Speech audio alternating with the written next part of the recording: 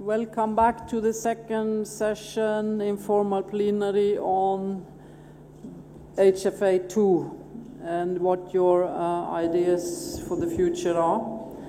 Yesterday we had extraordinarily good discussions, I think, on how to realize our ambition for the better integration of climate and disaster risk. Very concrete suggestions. And we discussed also a lot about community involvement. We got a little bit to governance, but yesterday I alerted you to that I'd like to come back to governance today. But we also have a lot of other issues, and before I open the floor, I'd like to introduce to you today's co-chair. Of course, a very well-known person to many of you, Kristalina Georgieva, who is for the purposes of today, representing the entire European Commission in all its substantive work, and I'm very pleased that she will be here with us for today. And I'd like to ask Kristalina to make some introductory comments on the work of Europe in Europe and Europe outside Europe, and of course, why is HFA and HFA2 important for Europe? So, Kristalina.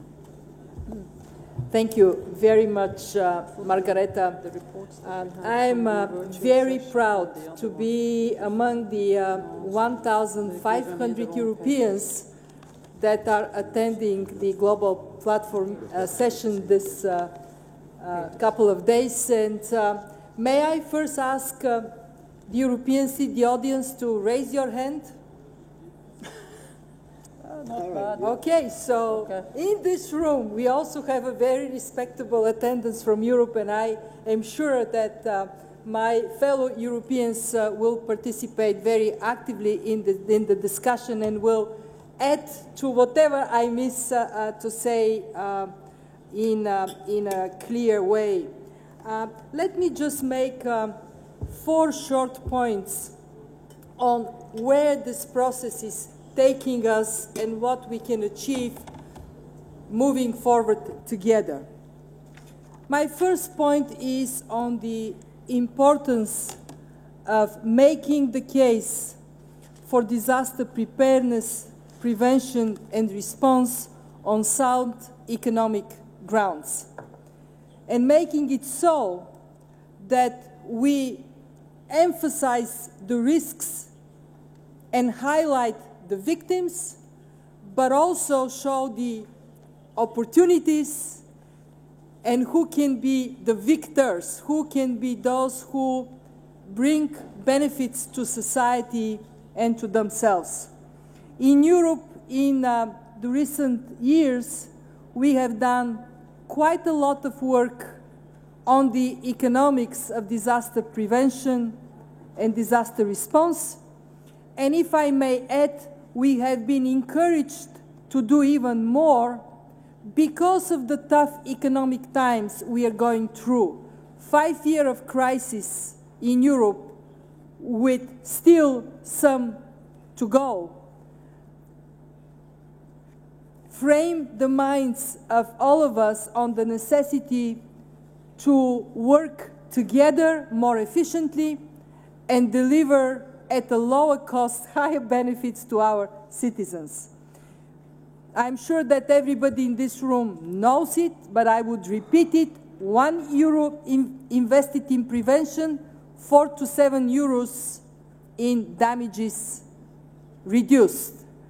And I often ask my fellow Europeans, how many investments do you have in your portfolio that bring you 400 to 700% return? Not many. Secondly, we have been also forced by necessity working much harder on creating horizontal alliances, bringing it to be truly everybody's business.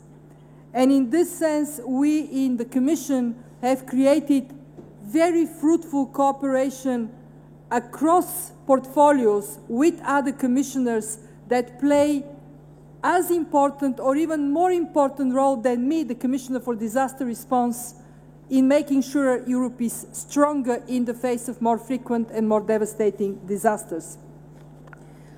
We brought the process of contributing to the Millennium Development Goals, to Sustainable Development Goals, to the Hyogo Framework for Action together. One of my colleagues, Michel Barnier, the Commissioner for Financial Services, has taken a very active role in bringing the insurance industry as part of the solution with a consultation called Green Book, a green paper on how insurance can be engaged more actively in finding solutions for tomorrow. 3, we are very keen to see more focus on accountability to our citizens first, but also to the international community as a whole. How we can define goals, targets, indicators to measure progress towards more resilient societies. We have a new civil protection legislation under development. I hope we will see it finalized fairly soon, where we bring strong focus on national risk assessments, understand your risks, but also your capacity to handle these risks, what are the gaps, how you can fill them, and how we can collectively act as one. This legislation asks our member states by 2016 to have this work done. And then, of course, it would allow us to have a very credible database that can help us monitor developments in the future. And again, I would repeat the importance of connecting what we do at the national level internationally, because many disasters know no boundaries. In Europe, do you know what is the most expensive thing for Europeans in the disaster portfolio? What costs us more money than anything else? Floods, absolutely. 150 billion in damages in the last 10 years, more than 50% because of floods. But floods are not the biggest killer. In Europe, the biggest killer are summer heat waves. 100,000 people died, 70% died because of heat waves. So understanding national and regional, local, national, regional risks, and then making sure that we have the data to manage this risk better.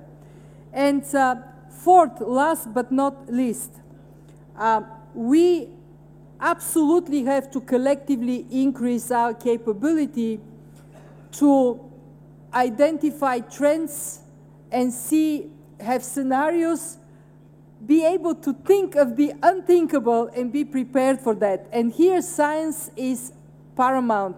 In Europe, we launched last week our new Emergency Response Center, connected directly to our Joint Research Center and to university capabilities. And we believe that in this area, in the future, more can be done and must be done also internationally to make us stronger. I would not do my job to the end unless I also say that it is good enough for us to measure success ourselves, but it is even better if we are open and transparent for others to comment and help us in this. The UK launched here a peer review. Here is our disaster management. Here is what our peers think about it. And we believe there is a lot of possibility using experience also from the OECD in peer review, from other parts of the world, to advance accountability collectively for a safer world for our children. Thank you.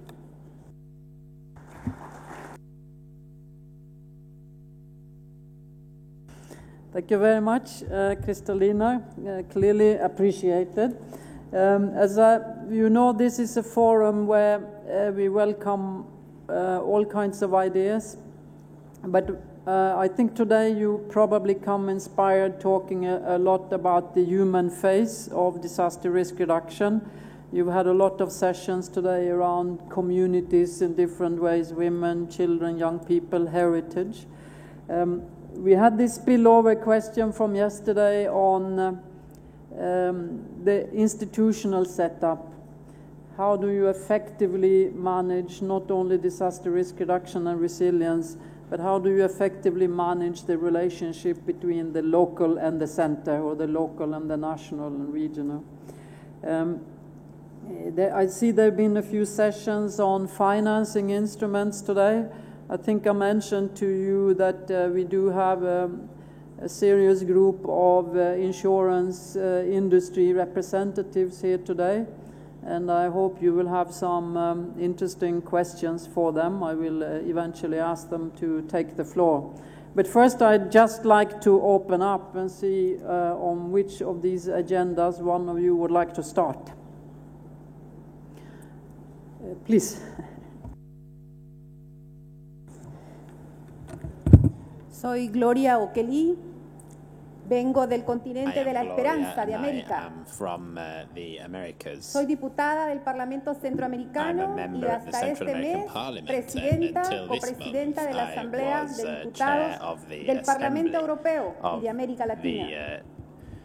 Y vengo a hablar en este preciso momento que veo dos mujeres. Principio femenino. La madre, la mater. Quien sufre es la madre tierra, la Pachamama, dicen en América. Y hay que entender algo. Y es que hemos implementado modelos que han fracasado. Son los modelos los que nos han llevado a explotar la Pachamama. Y por esa razón estamos sufriendo. Pero lo importante en esto es que tienen ustedes a América.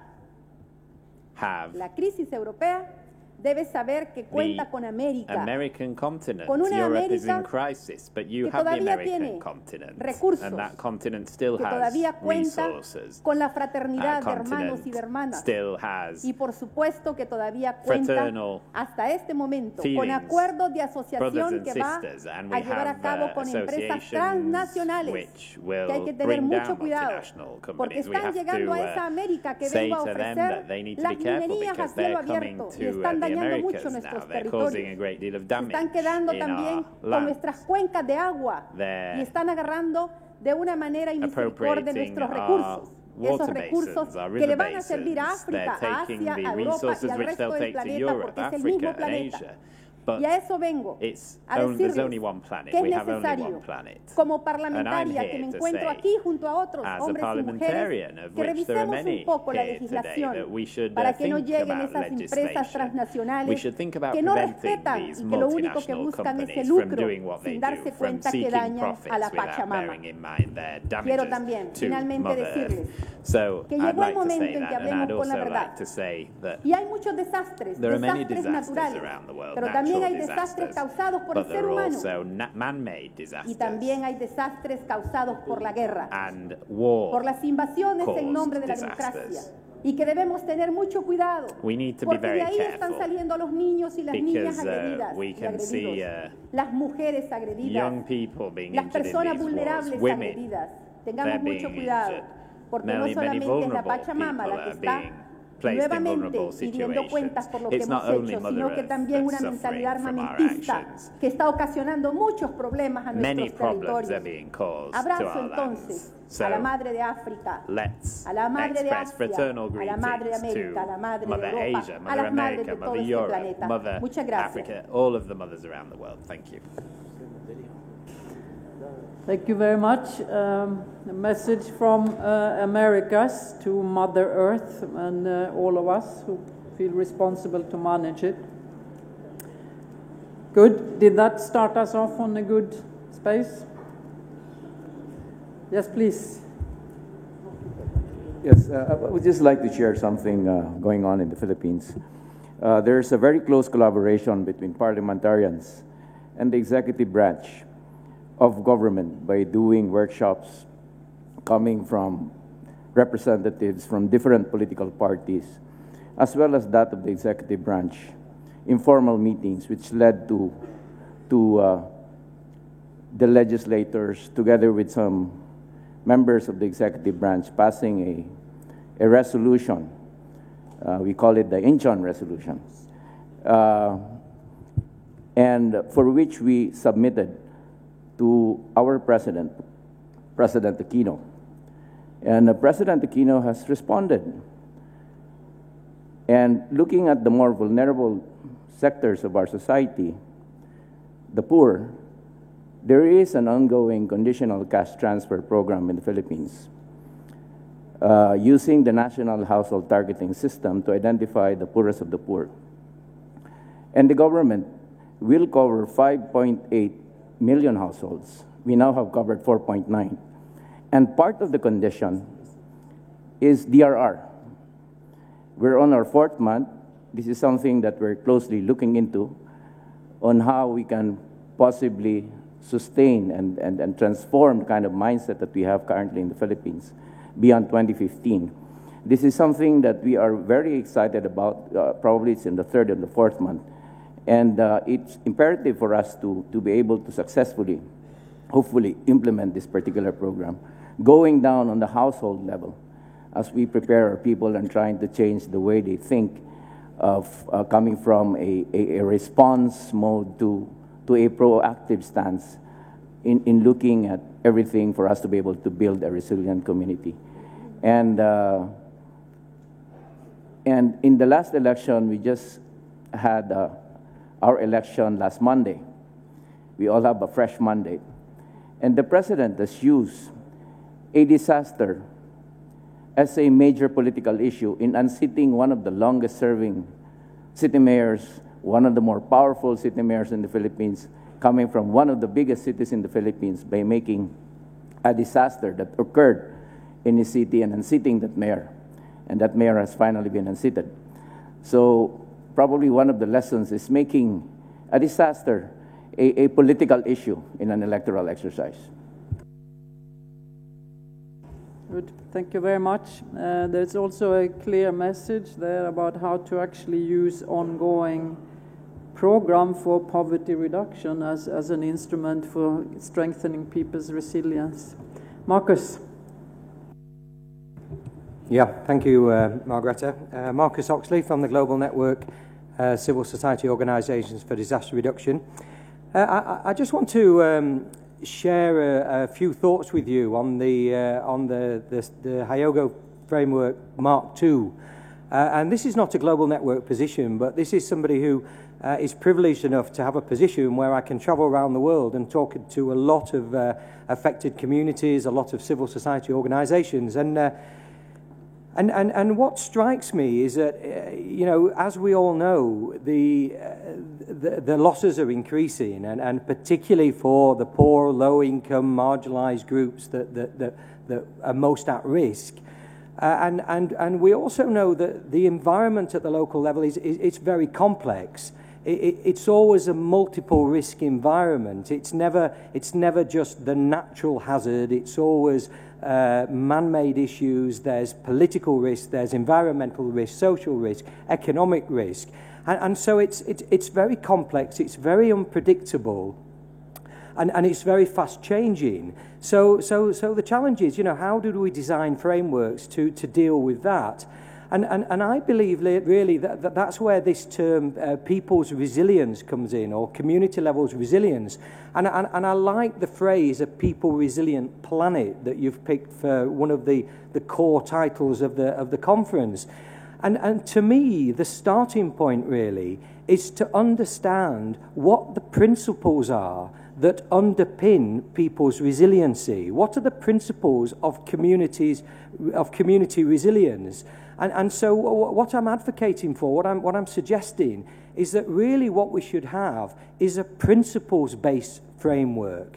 We should have a people-centered, principles-based framework, because if we can identify, and those principles come up in the conversations all the time. You know, we talk about responsiveness. We talk about organizations that can organize themselves, that can learn, that are inclusive, that are connected. These are the principles of resiliency.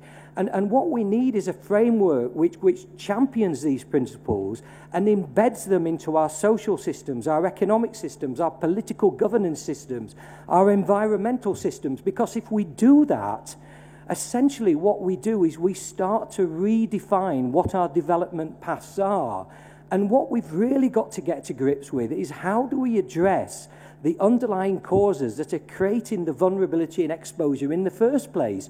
And we know from looking at extreme events what knocks communities down, what makes them strong. And we need to look at that and bring that upstream and put it in the start of the development processes. And that way we'll start to build resiliency to a range of shocks and stresses, because you can't, in an unpredictable, complex environment, the opportunity cost of just dealing with specific hazards is too high. We need approaches which have a broader range of benefits, and that's what systemic resiliency is. That's what we need to be getting into our framework. This is a great comment, and it takes us straight to why it is paramount to connect disaster risk reduction with the next round of Millennium Development Goals, with Sustainable Development Goals.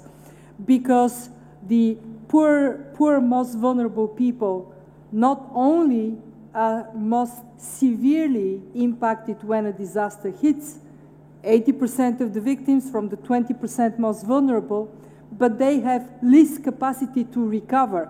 And I want to share with you with something that had a huge impact on me, traveling to the city zone in the Somali region of Ethiopia just recently, and learning that over 60 years, the livestock ownership in the region has moved in a direction of the wealthier dramatically, and even more so in the last 2 decades when droughts have been hitting one after another. So those who had very little now have nothing. Those who had some and a lot now have much more. And the composition of this livestock has also changed dramatically. Moving in 30 years ago, they had 50% cows. Now, they disappeared. The cows disappeared. In favor of what? Camels and goats, with their own environmental problems coming down the road. But the major point here, the point that you're making, is that we need to convey this to those who work on the Millennium Development Goals very loud and clear. There is no chance we would win the war against extreme poverty and hunger unless we build resilience to the most vulnerable communities. That is a campaign that we, our community, must carry forward very actively. Thank you. I seen a few hands going up. Which one? Oh, so you first in a green shirt, and then a red tie. Sorry about this. And then Satoru and Ohashi-san and a blue shirt. Yes. And you. Okay, please.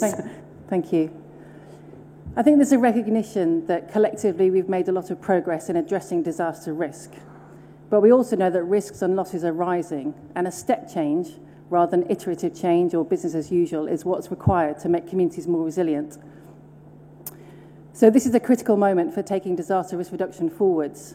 This has been a well-attended and well-run conference with some diverse participants and creative conversations. But this will all be wasted unless there are clear and decisive outcomes from the conference, which provide some concrete steps to build towards a more effective HFA2. So the Chair's summary needs to set up a clear path with concrete milestones to achieve an HFA2 which can be based on broad consensus.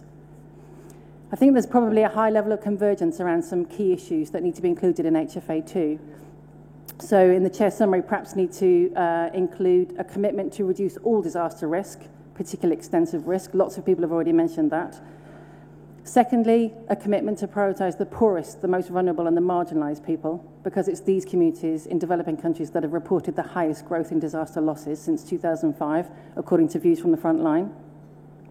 Thirdly, I think there needs to be a commitment to seek and facilitate genuine ownership participation and leadership of communities in disaster risk governance at local and national level. This must come from the bottom up.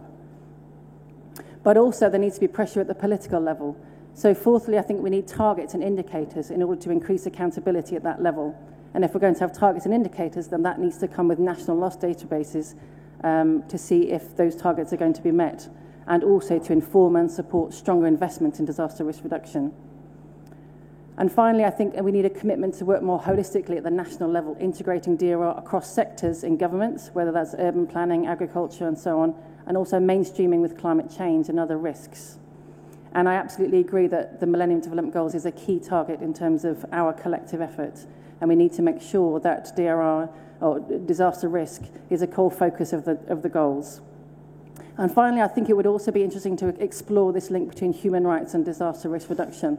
I understand that the International Law Commission will be considering this issue in July, and I think a strong statement from this conference that we would support the codifying of the right to protection from disasters as a right will be extremely helpful in the International Law Commission's deliberations. Thank you very much. Thank you very much. A clear statement. Can I ask you to identify yourself so people know who you are? Yes, it's Debbie Hillier from Oxfam. Thank you. Edouard Hervichon from the Association of Risk and Crisis Communication. I think being poor and vulnerable is not the only problem. There is also the problem of being affluent and a generator of risks.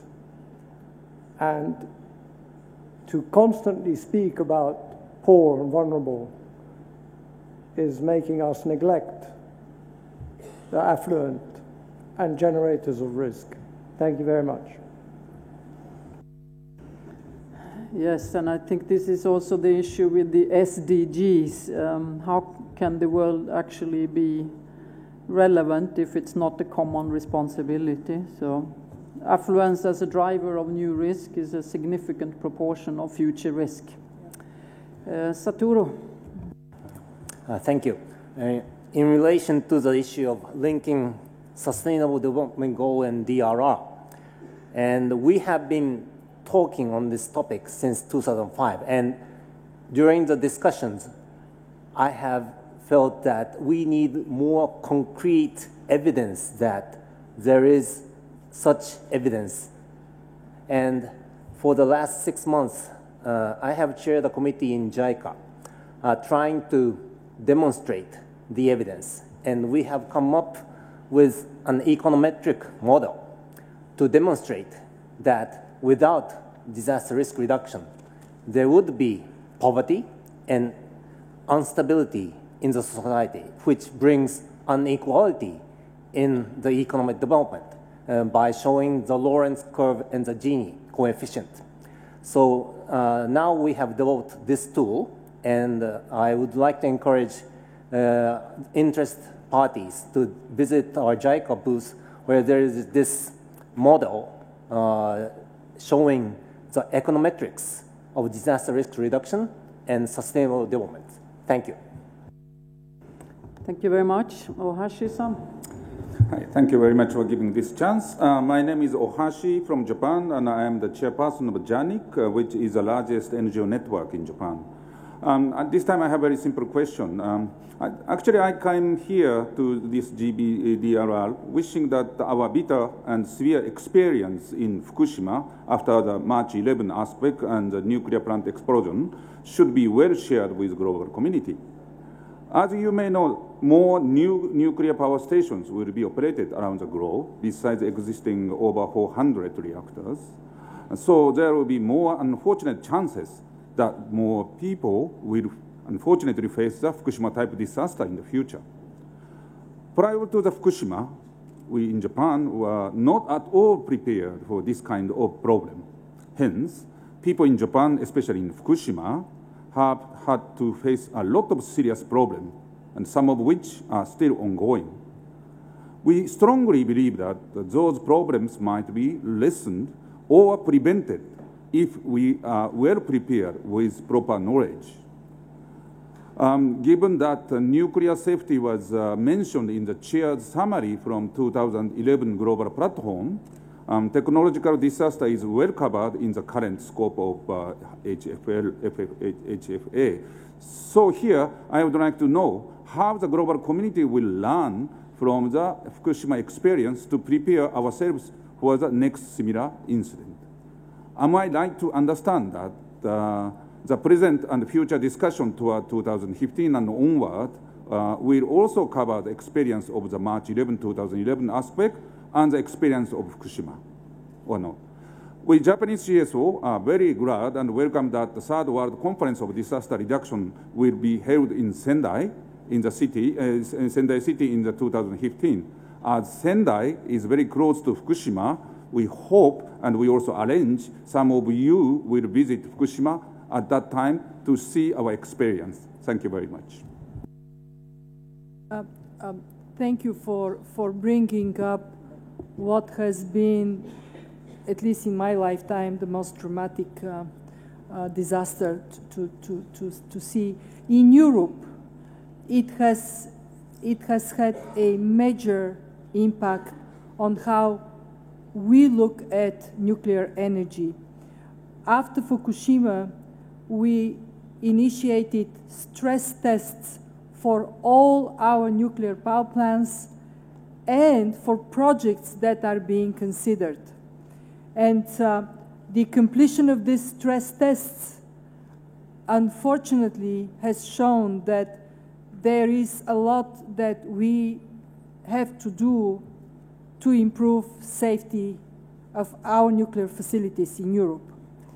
One of our member states, actually our largest economy, Germany, post-Fukushima has made a decision to phase out nuclear altogether. But we also face in Europe now a problem with the increased use of coal and how that impacts our efforts, collective efforts to fight climate change. And that means that has created in Europe a new discussion on energy efficiency, renewables, the energy mix that has been triggered very much by the tragedy in Japan.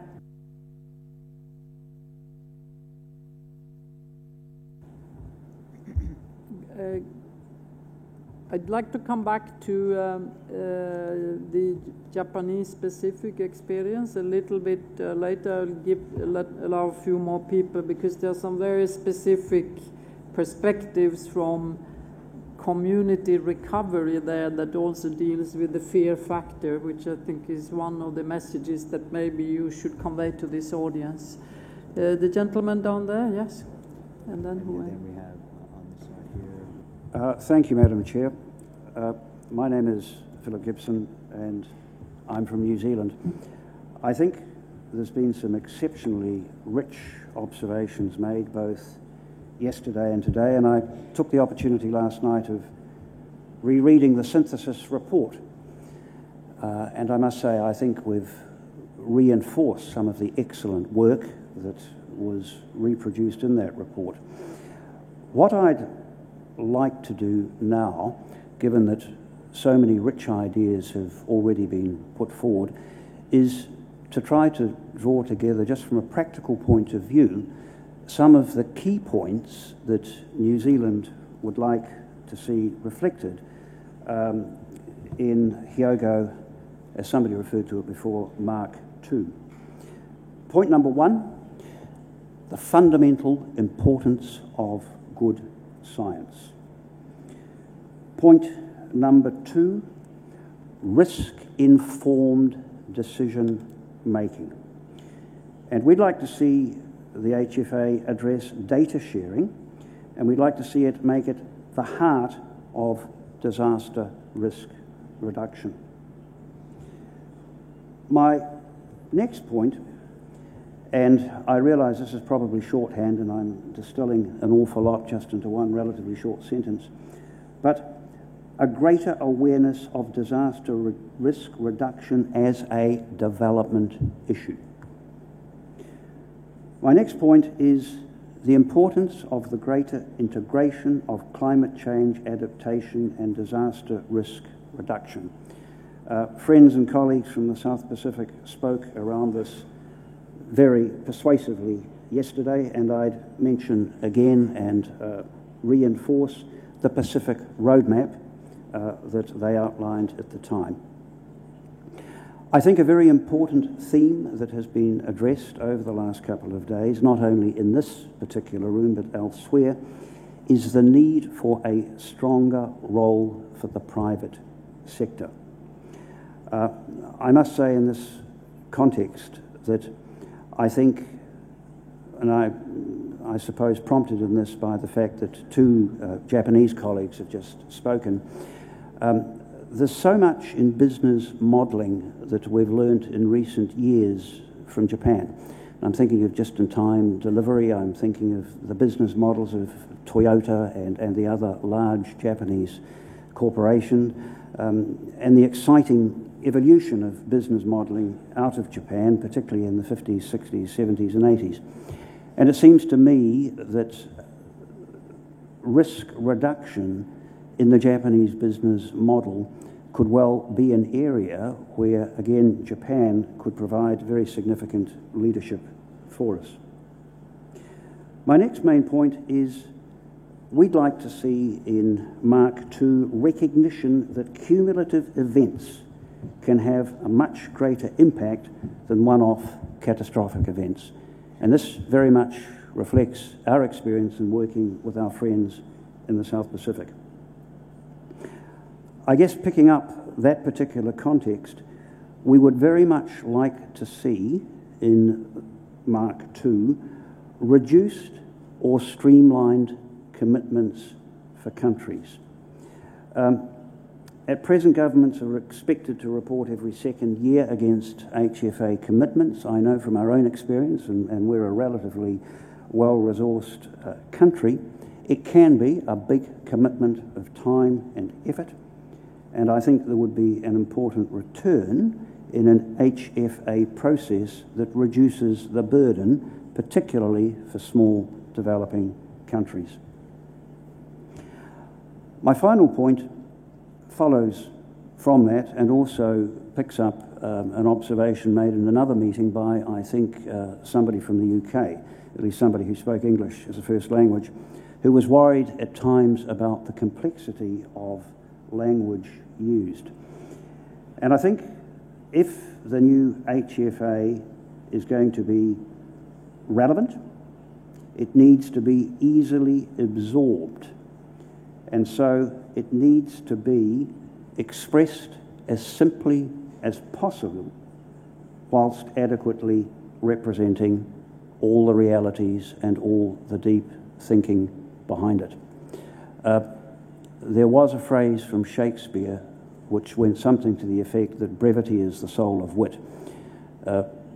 Wit in those days meant intelligence, but I think the challenge is to take big, complex issues and express them simply in a way that can be quickly understood and absorbed. Thank you, Madam Chair. Thank you. Very clear recommendations for the way forward. I'll now try to navigate a few speakers here. First, Tina, and then the gentleman behind her. Yeah, and then the gentleman down there, and there, and there. Some of you will have to repeat your hand just to keep us honest. Yes, please, Tina. Okay, my name is Tina Ramstad, and I'm with the Norwegian Refugee Council. I have heard a few references when it comes to displacement over the last couple of days, and even more so to vulnerable groups. But very little is still talked about and what happens when the most vulnerable groups, they're losing their homes, and then in many traditional societies also their livelihoods. Over the last 5 years, our global estimate report is estimating that 144 million people have been displaced by sudden onset disasters alone. This is a huge amount of people. And this is not even taking into account everyone that is displaced due to slow onset disasters, like during the Somali drought in 2010 and 11. And we also know from countries like Haiti that displacement situations is not disappearing overnight. It's lasting, and it's lasting over a long period of time. And in Pakistan, where we have the floods, many are not able to move back into their houses before a new flood is occurring. That means that they have a recurrent displacement situation or a multiple displacement situation, which is leaving the poor basically with nothing over time. We would therefore like to encourage HFA2 to take the displacement and specifically into account, which can be done through development of standardized and robust methods for recording disaster-induced displacement. And these methods need to be agreed upon and incorporated into existing disaster loss databases. Thank you very much, Tine. Can I encourage you who have statements to deliver to actually maybe give them to us in writing so we can also keep them in the pile of documents that go into, will help us to keep track of it and maybe shorten them here. Thank you. Please. Yeah.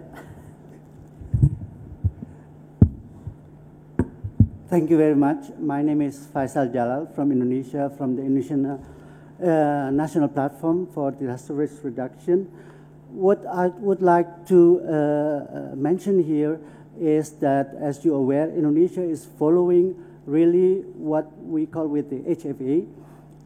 But on the other hand, I have the feeling that the speed of what happened regarding the hazard, disaster, and is still stronger than our all effort. We have the Indonesian bill, we have the national platform, we have the National Action Plan for Disaster Risk Reduction. So I thought it might be in the future better to have a specific and more into not only standardized indicators, but comparing to the population of Indonesia, which huge, 250 million, and then 13,000 islands with all different hazard and disaster, and then cultures. And so how we manage this in terms of what we see now, reducing disaster risk in that complexity. So I think in the future we have to have a kind not just general, like priorities, but also to have more specific regarding the standard, cultures, tradition, and then, of course, more dynamic of indicator achievement and impact to that indicators, not just output related, but result based, and how we can monitor also in that really effective and efficient way. Thank you very much. Thank you. I call for results-based indicators. Now the gentleman here, right in my line of sight, you have the same color of hair as I do. Thank you. Gustav Grob from the International Sustainable Energy Organization in Geneva. I'm addressing the problem of the Mediterranean, Black Sea and Red Sea region. IPCC is predicting that level rise will be 1 meter at least in the next 100 years. And this would affect the deltas of the Nile. Actually, the initiative came from Egypt to do something about this rise of the Mediterranean. Of course, Venice will be affected. It's already flooded regularly. The Rhone Delta, which is more and more salinated, so farming becoming impossible there. The Danube Delta, etc. So we initiated a project. You'll see some information outside on the table with a MedShield project, MedShield and RedShield project, to protect the whole region, which is affecting actually 1 billion people. It's about 32 nations in this area. And by building a dam between Spain and Morocco, which is an old project, it's nothing new, we could control the level of the Mediterranean, and then avoid disasters, slow disasters of flooding, more and more flooding, and those are spring tides and big disasters by storms, etc. So that's a Millennium Project. It's a huge thing. The European Union, Spain, Morocco is involved. Of course, Egypt is one of the leaders for the engineering. And this would be my plea to look at this Mediterranean basin problem affecting 32 nations.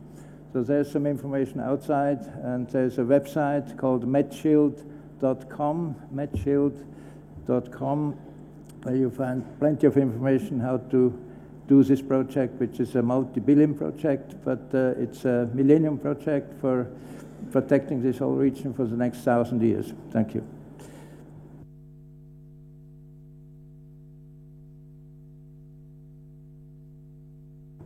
Yes, please, go ahead. Thank you.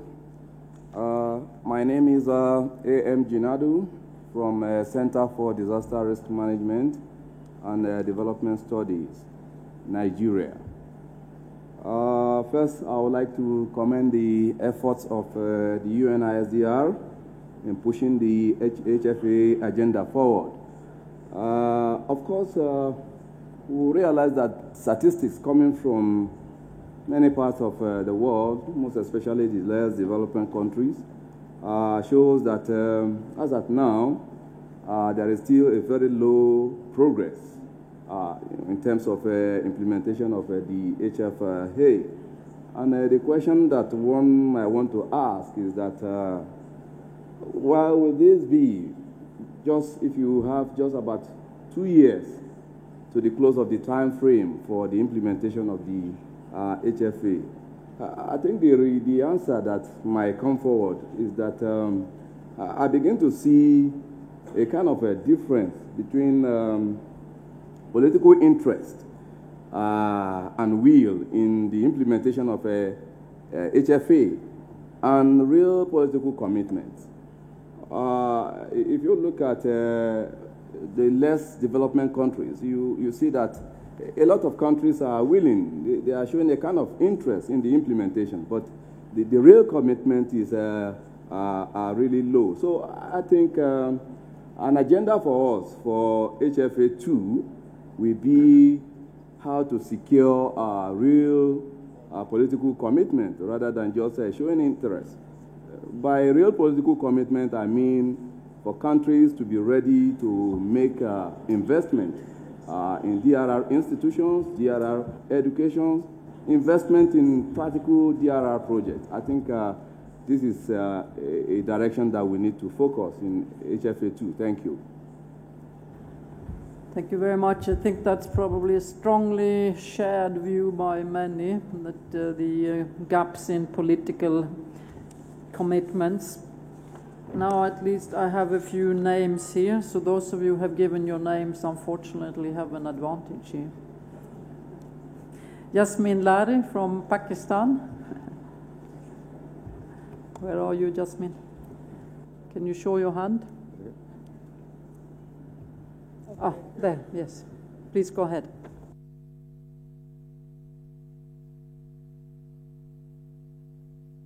We are collecting names around the room, so there are some staff coming around taking your names. Thank you, Madam Chair, for giving me the floor. Yasmin Lari, representing the civil society and women of Pakistan.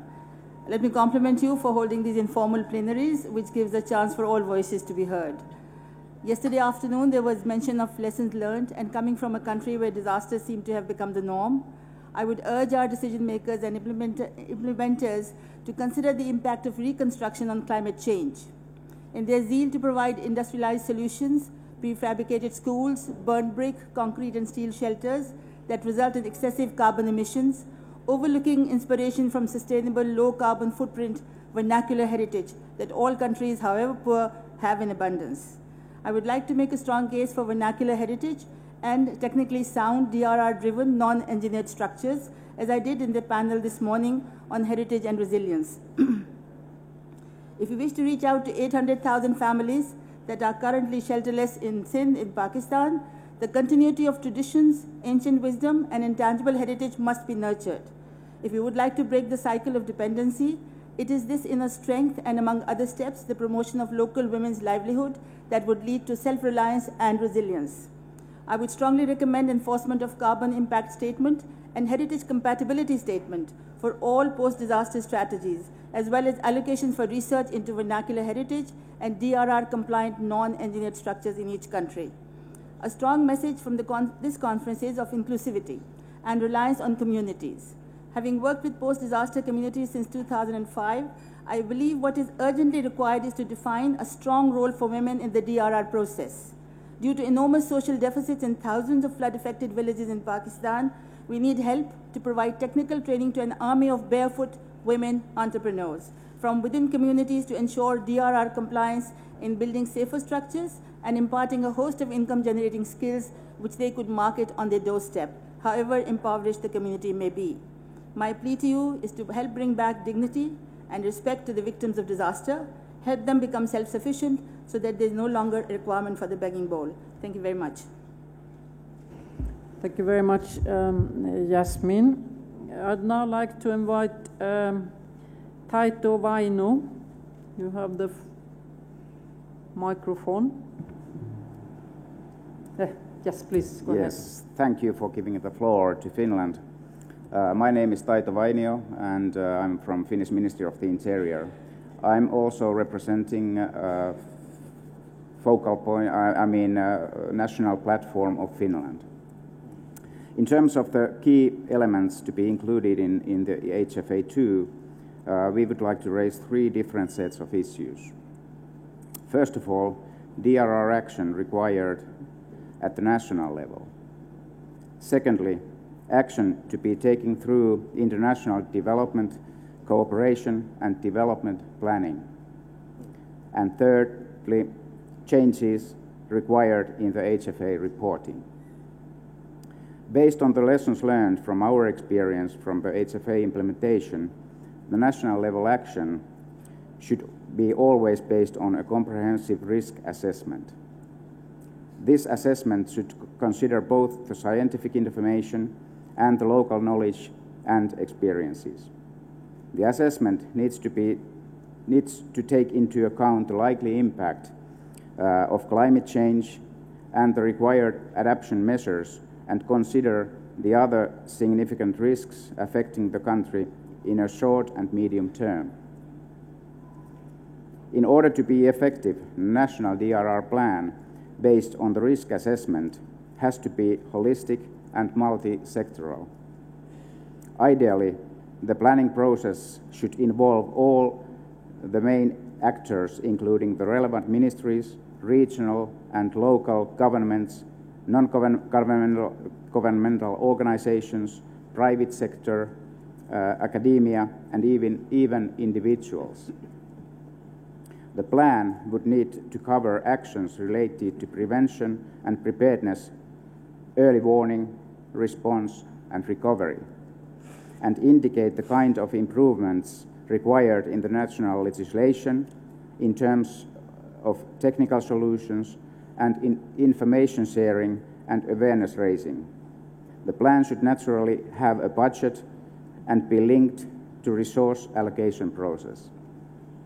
In terms of international development cooperation and planning, Finland would like to underscore that disaster risk reduction must be at the core of development policies and national development and poverty reduction strategies. Also here, the approach needs to be comprehensive and multi-sectoral. In terms of development cooperation, HFA2 should also reaffirm that DRR is primarily a development issue. The importance of empowering and consulting local communities has been mentioned here several times. We would like to raise it once again. The HFA2 should highlight action at the local level and focus on the most vulnerable communities, promote equity, and take into account gender considerations. It is also crucial to ensure that local people are connected and have easy and unimpeded access to the information generated through early warning systems. In general, there is need to link poverty reduction, climate change adaptation, disaster risk reduction, and sustainable development agendas more coherently together. The post-2015 development agenda must prioritize building of resilience among people and societies at risk, especially in fragile and highly vulnerable settings. In terms of the DRR architecture and governance, accountability is a key issue to be addressed in the HFA2. We should define clearly the roles and responsibilities of various actors. For accountability purposes, we also need clear targets and indicators for the HFA2.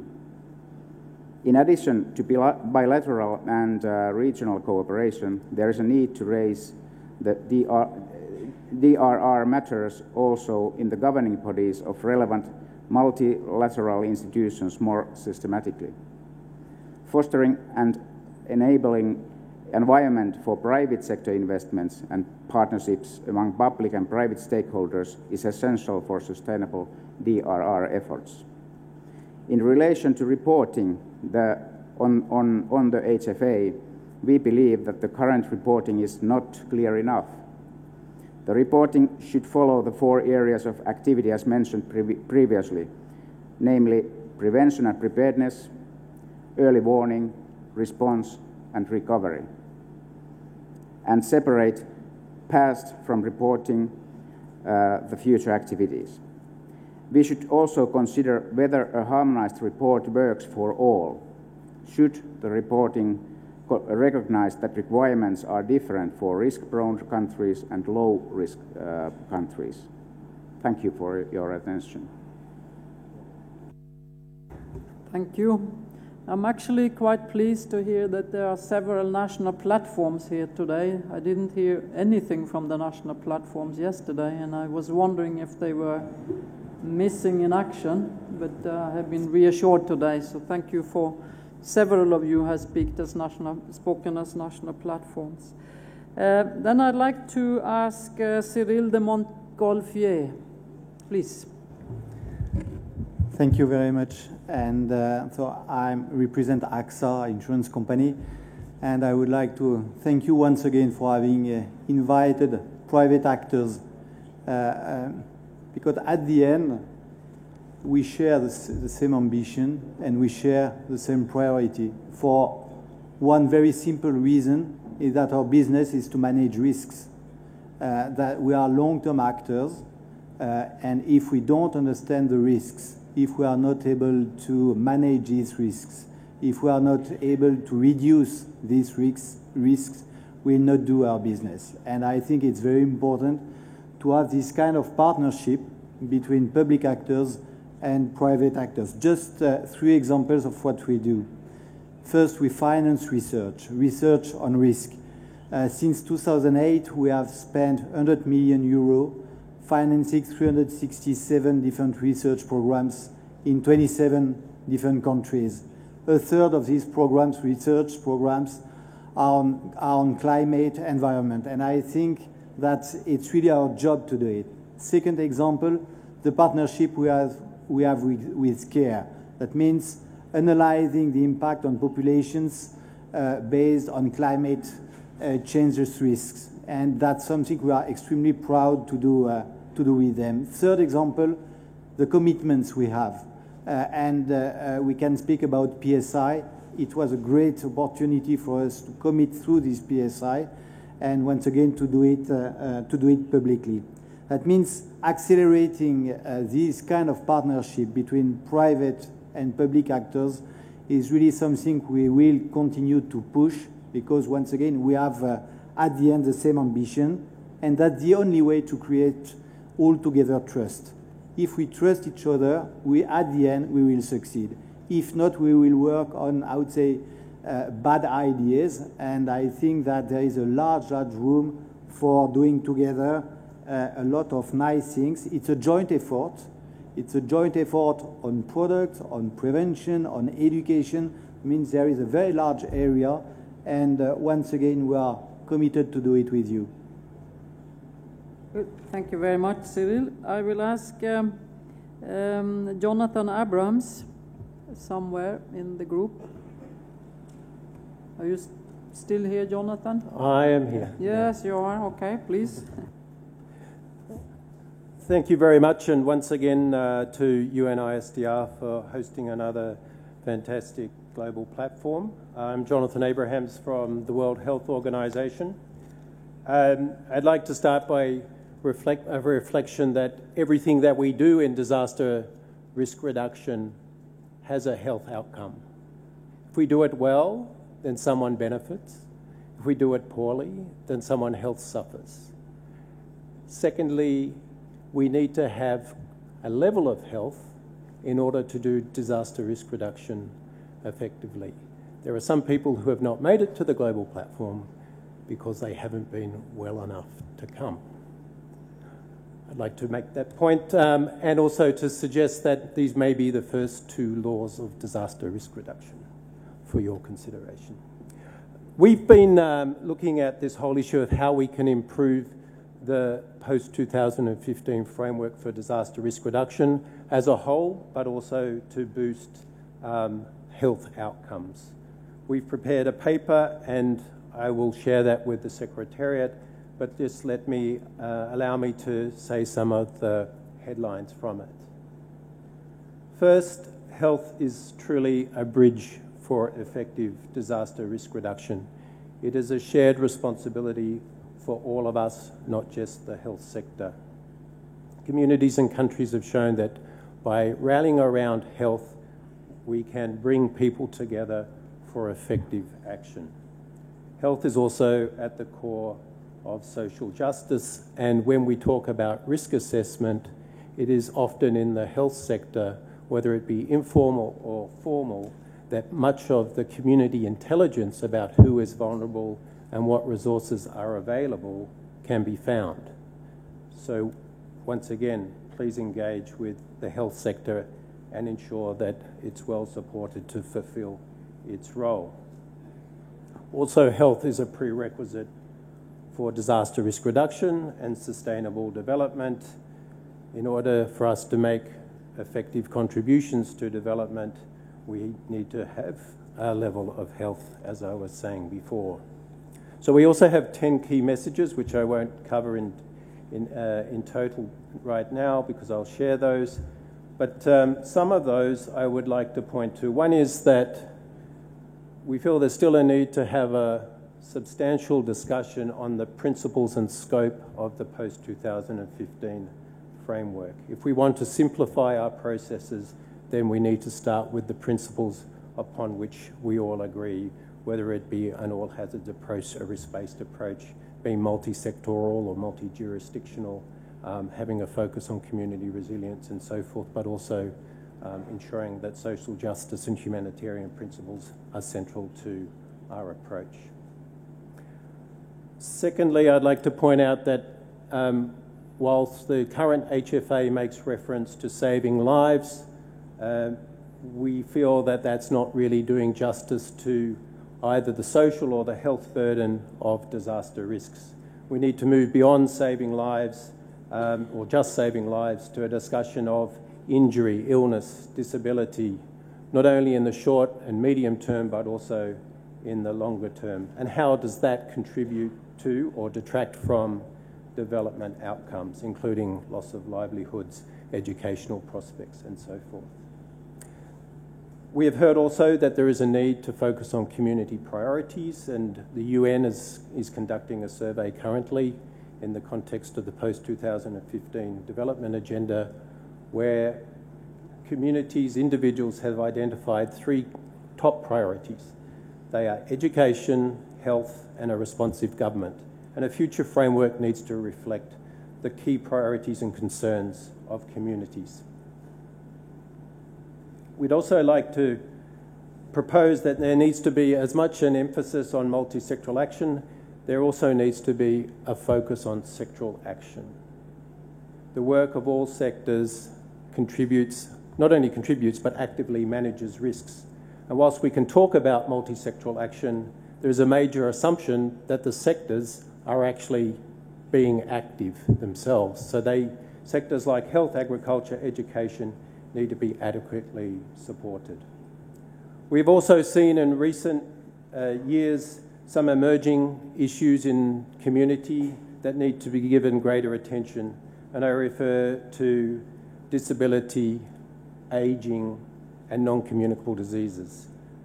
We need to ensure that our future approach takes into account these issues too. And I might just finish by saying, as others have also alluded to, that we need to look at the scope of risk reduction and how best we relate risk reduction to response and recovery, so that it is an integrated approach to reflect the priorities and responsibilities of not only ministries but also communities as a whole. I will share the rest of this document with the Secretariat, and I once again thank everybody for their contribution to supporting people's health. Thank you. Thank you very much, Jonathan. And on my list here is now Modi Setusha from South Africa. Modi? Okay, please. Okay, thanks, Madam Chair. I'm from South Africa. My name is Mudiaka Setusha. I just want to make an input, Chairperson, especially with regard to the private sector participation that was alluded to extensively yesterday. Just to share our experience within our country, what we have done is that we have developed a project which is called Business Adopt a Municipality, whereby our private sector have adopted different municipalities and assisting them with disaster risk reduction programs. For example, they are building capacity in those municipalities technically so, and also what is the businesses that are really participating there is mostly the insurance companies and also the ICT business from ICT, because our municipalities have got some incapacity in that regard. The second point, Madam Chair, that I wanted to put forward is the one of respecting human rights, especially when we provide immediate relief to our communities during the disasters. One has realized that at some point when we respond, we move our communities from one disaster to another disaster. For example, especially with regard to provision of temporary shelter, usually we move our people from their collapsed accommodation or shelters to tents, of which it's from my side, we are exacerbating the situation. So I think moving forward within the HFA2, we really need to look at sharing some alternative technologies with seeing to it that at the end of the day, we ensure that our people are really moved to habitable environment. Thank you, Chairperson. Thank you very much for your contribution to this discussion. David Presch, please. Thank you, Madam Chair. It's a pleasure to be here. My name is David Presch. I'm speaking here not on behalf of the whole insurance industry, but definitely on behalf of Swiss Re, a global reinsurance company. And I think I can share a couple of our insights in managing risk on a global scale. And I mentioned the global scale because, in essence, what we do, we provide risk-bearing capacity. But we can only do so on a very, very solid level of, or kind of base of trust, of mutual trust, of those involved in this sharing exercise. So ultimately for us, risk management has a lot to do with a shared understanding of risk, and only on that common basis you can then further manage risk. It needs to be stating at the start just to basically put our efforts a bit into context. I think we're very much of the opinion you have to strongly think or deeply think about how you really integrate sustainable development with disaster risk management and the impacts and the challenges posed by climate change. It doesn't need to be integrated, it doesn't make the task easier, but I think it makes definitely better of a proposition to tackle these issues if we do that jointly and in an integrative fashion. It also has been mentioned by previous speakers, it's absolutely key that we take an integrated view on risk. And we take really a very, very much risk-based approach to decision making. And in that context, we worked very hard in the last couple of years to basically develop methodologies to better understand economics of climate adaptation, economics of disaster risk management, and ultimately the economics of risk management. Especially referring to my previous point, to understand that it's not only about risk today, it is about development, and development means we do put higher values at risk, coastal communities to develop, basically in areas where climate change might hit people first, be it sea level rise, storm surges, hurricanes, you name it. And basically, by taking such a total climate risk approach, we were able to quantify risk in a very specific local fashion, and we hope through that we can inform decision makers not only on a local scale but then also on a global scale, because we found basically across all of these studies there is a business case for risk management, there is a business case for climate adaptation, and that means in that business case the disaster risk management is the absolute key element, the pivotal factor. And the business case isn't an easy one, because it's a business case that only plays in that sense in hindsight or in a strong context of foresight. If nothing happens, well, you've been lucky. If something goes bad and you're not well prepared, it's too late. And that's why a very strong foresight and provisioning approach is absolutely key in this game. And that's why we didn't stop at putting a price tag to risk. And honestly, it's just the sobering facts, most regions, risks will double by 2020. So only 20 years from now, most places risk doubles.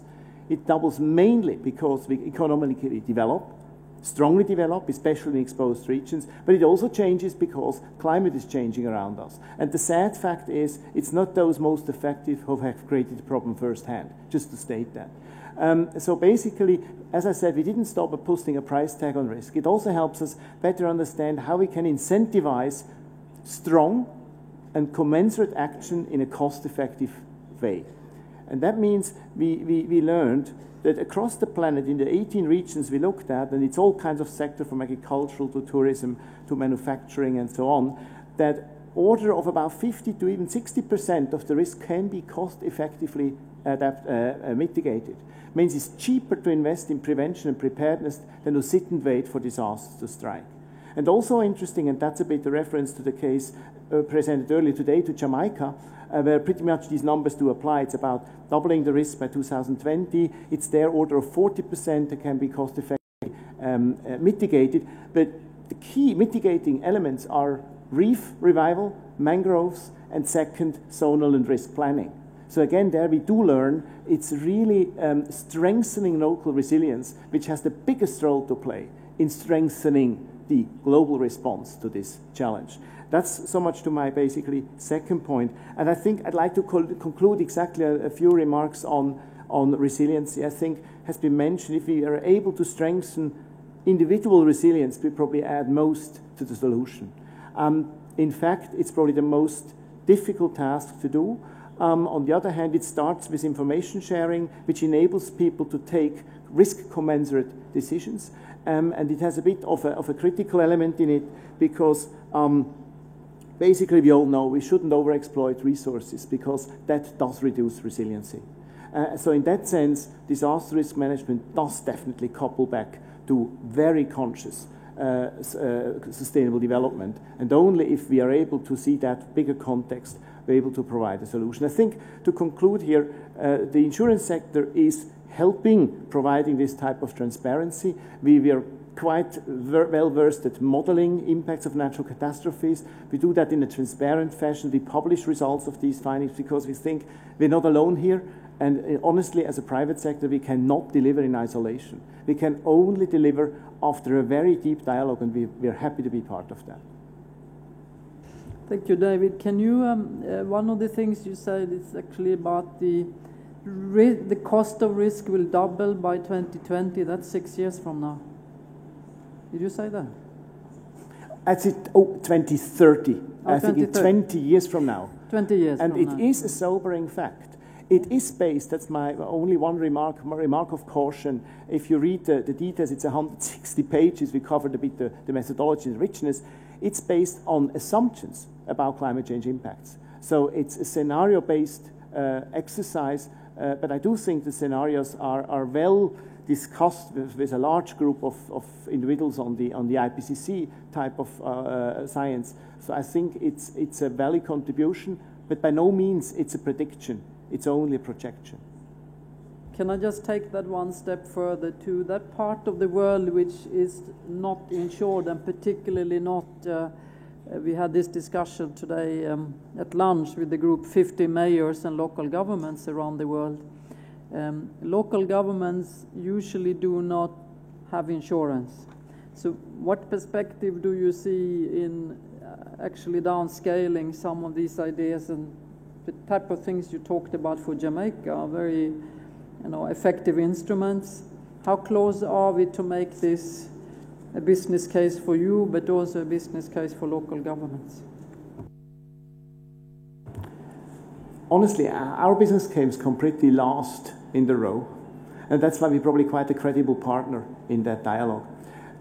We have done all these studies I mentioned on regional scale.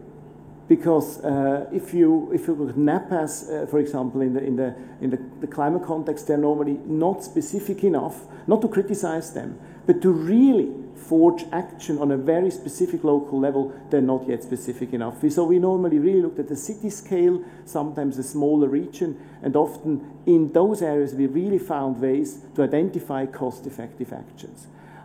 Probably then to the role we can play on the strengthening side of individual resilience, it's a very much a local approach. And I think it's very tough to realize there is no one-size-fits-all. And there are cultural differences that's basically the richness we also, I would say, enjoy on this planet, we have to harvest. And that means only by studying basically bottom-up what's there and how we can help strengthen these capabilities, we can provide solutions. By no means that you can, from a global scale, project it down. I think it's important to mention. Thank you. So we will take that as an invitation to work with you and test some of these ideas. Maybe you will find partners here. Mr. Japhet Itenga. Okay, please, go ahead. Thank you, Madam Chair. My name is Japhet Itenga from Namibia, the Director of Disaster Risk Management, and equivalent to National Platform.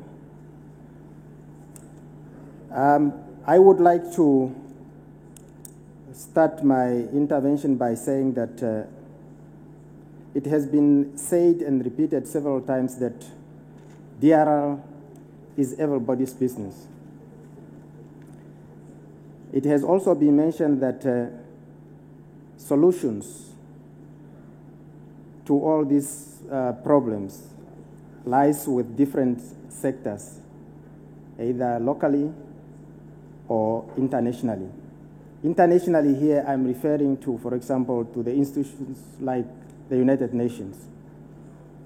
We know DRR touches all the sectors. I did not know that my neighbor who was sitting on my left here who spoke was from WHO, who talked about health. We can start with health. We talked about UNESCO. The list goes on and on. All these institutions has got a role to play. We have mentioned a need for aligning activities of UNISDRR and the climate change efforts.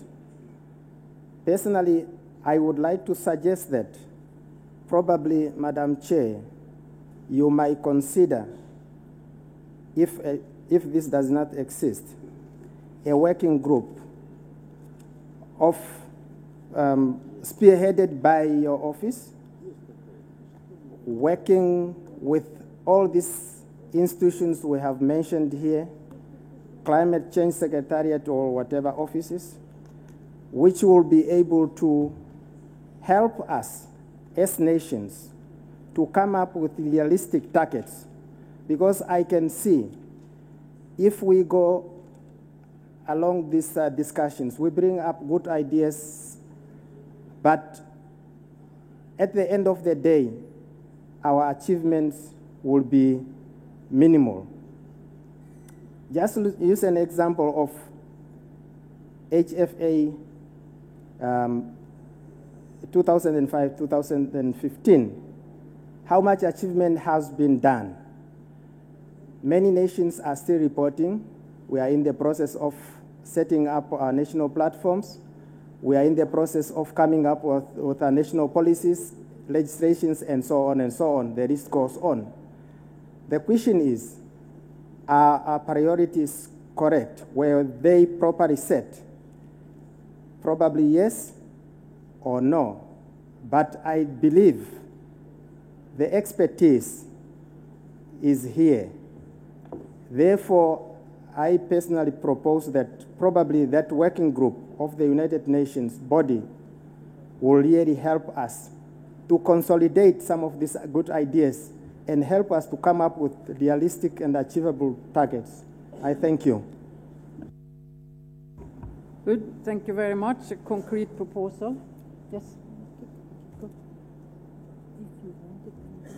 Yes? Yes? I thought I would ask Kristalina as a neutral observer to tell you what she's heard to date, so we can, many of you, and I thank you, are giving very concrete proposals, what you want to see in HFA2, and that's what we need. And we need to start aligning them, then packaging them. So Kristalina, what did you hear? This is a very high order task, because there have been very interesting and diverse contributions. But let me try to sum up what I heard so far. First, quite remarkable, the focus is on solutions and not on the problem itself. And that shows maturity in this community, and also gives me hope that you will come out with a very concrete list in the end.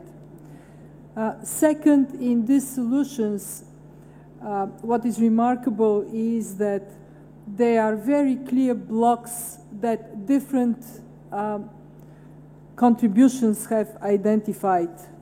The role of science and technology, both in terms of advancing our knowledge, the quality of risk assessments, the link to climate action, to vulnerability, to climate change, and also in producing solutions to the new risks that we face, and especially how science and technology can underpin more resilient development. Secondly, the criticality of informed decision makers, but also informed public, and that without this we will make no progress, and that on its own is something that we need to measure, to what extent information penetrates, especially to the most vulnerable groups, and is of use to them. Third, how important it is to have engaged and committed politicians. The contribution from Nigeria in this regard was very critical. If we have the knowledge but we lack the will, things won't change. Fourth, the importance of understanding that different groups have a role to play. Women, local communities, the non-government sector, the local governments, the central governments, and last but not least, the private sector. And in the private sector, in particular, the role of the insurance industry, it was very clear that the insurance industry on its own cannot turn things around, but in a social context in which there is clear partnership with policymakers, it can be a factor for success in disaster risk reduction. It can provide the foresight so we don't lean on the high side when it is too late. And last but not least, over and over, I heard how important it is to have clear targets, indicators, reporting that is useful, is structured the right way, and fits into decision makers and the role of the business. But if I may say, there was one thing I did not hear that might be good to come back to in the time we have. And it goes down to a different order of magnitude of measuring and reporting. Today, we measure economic progress with GDP. And gross national product is making bads count as goods. So pollution is good because it increases GDP. Creating more risks is good because it increases GDP. Somebody talked about the affluent. Building where you should not today is good because it increases GDP. And I think it would be important to reflect on the necessity to change this key order of magnitude measurement, which is how we measure progress. There has been, for quite some time, debate on going beyond GDP, and Martijn Quinn over there was part of one segment of this debate. But somehow it has never gotten to a point that the financial community can embrace it. And I think we have to ponder on that and figure out a way in which creating risks is taxed, not reinforced because it is a GDP, a growth-producing measure. So with this reflection, back to the audience to move us forward. Is there anybody from Bhutan in the audience? Is there someone? Yes. Okay, gross, yes. You get a chance on well, other ways. Maybe you would tell us, because you measure gross national happiness, and maybe you would tell us how to get there. Thank you. We see. Thank you. Thank you, Kristalina, for your summary, but also for putting the perspective on this. Would you like to comment on this, or not just now? Maybe later. Maybe later. I don't want to put you on the spot. You can come back later. We have a long, in fact, speakers list here. I have many, many names, so no shortage of ideas. First, we have Shipra Narang Suri, who represents urban planners, I think, cities. Thank you very much, Madam Chair. Shipra Narang Suri, Vice President of the International Society of City and Regional Planners, ISOCARP. And thank you for giving us an opportunity to make a brief comment from the perspective of professional planners in this forum, who also have a role to play in addition to all the other actors listed by Madam Co-Chair a few minutes ago. In the various progress reports related to the HFA Mark I, it was clear that many cities and countries, particularly in the developing world, found it quite difficult to integrate DRR into their urban and land use planning processes and to make investments to reduce urban risk. Now, this could be for various reasons. There's legal and policy and institutional constraints, and there's capacity constraints and knowledge constraints and skills, lack of information or misinformation, but political will is a key factor in this process once more, as has been mentioned by several other speakers. So in HFA 2, we would like to see to continue to strongly emphasize this particular element, however difficult it has proven to be in the past. The importance of planning, which can in fact bring together different actors and different sectors in this whole, in DRR. And we need to persuade governments, which is not happening at the moment, to incorporate in their national disaster management authorities and institutions and disaster management plans at the national level, the perspective and the expertise of planning and planners. And planners should not just be capacitated, but also empowered, because we all know that economic and political considerations, as you said, rewarding the bad practices rather than good practices, often override rational, evidence-based decision-making processes, whether these are related to DRR or more broadly. As this is our first institutional engagement with the global platform, I would also like to say that to help this advocacy process, ISOCARP is very happy and committed to working with UNISDR, particularly with your Making Cities Resilient campaign, over the next couple of years to collect and synthesize experiences, illustrations, best practices, and basically build up the knowledge for this advocacy on how urban planning, both in terms of process and content, can actually integrate DRR and make an impact on DRR. Thank you very much.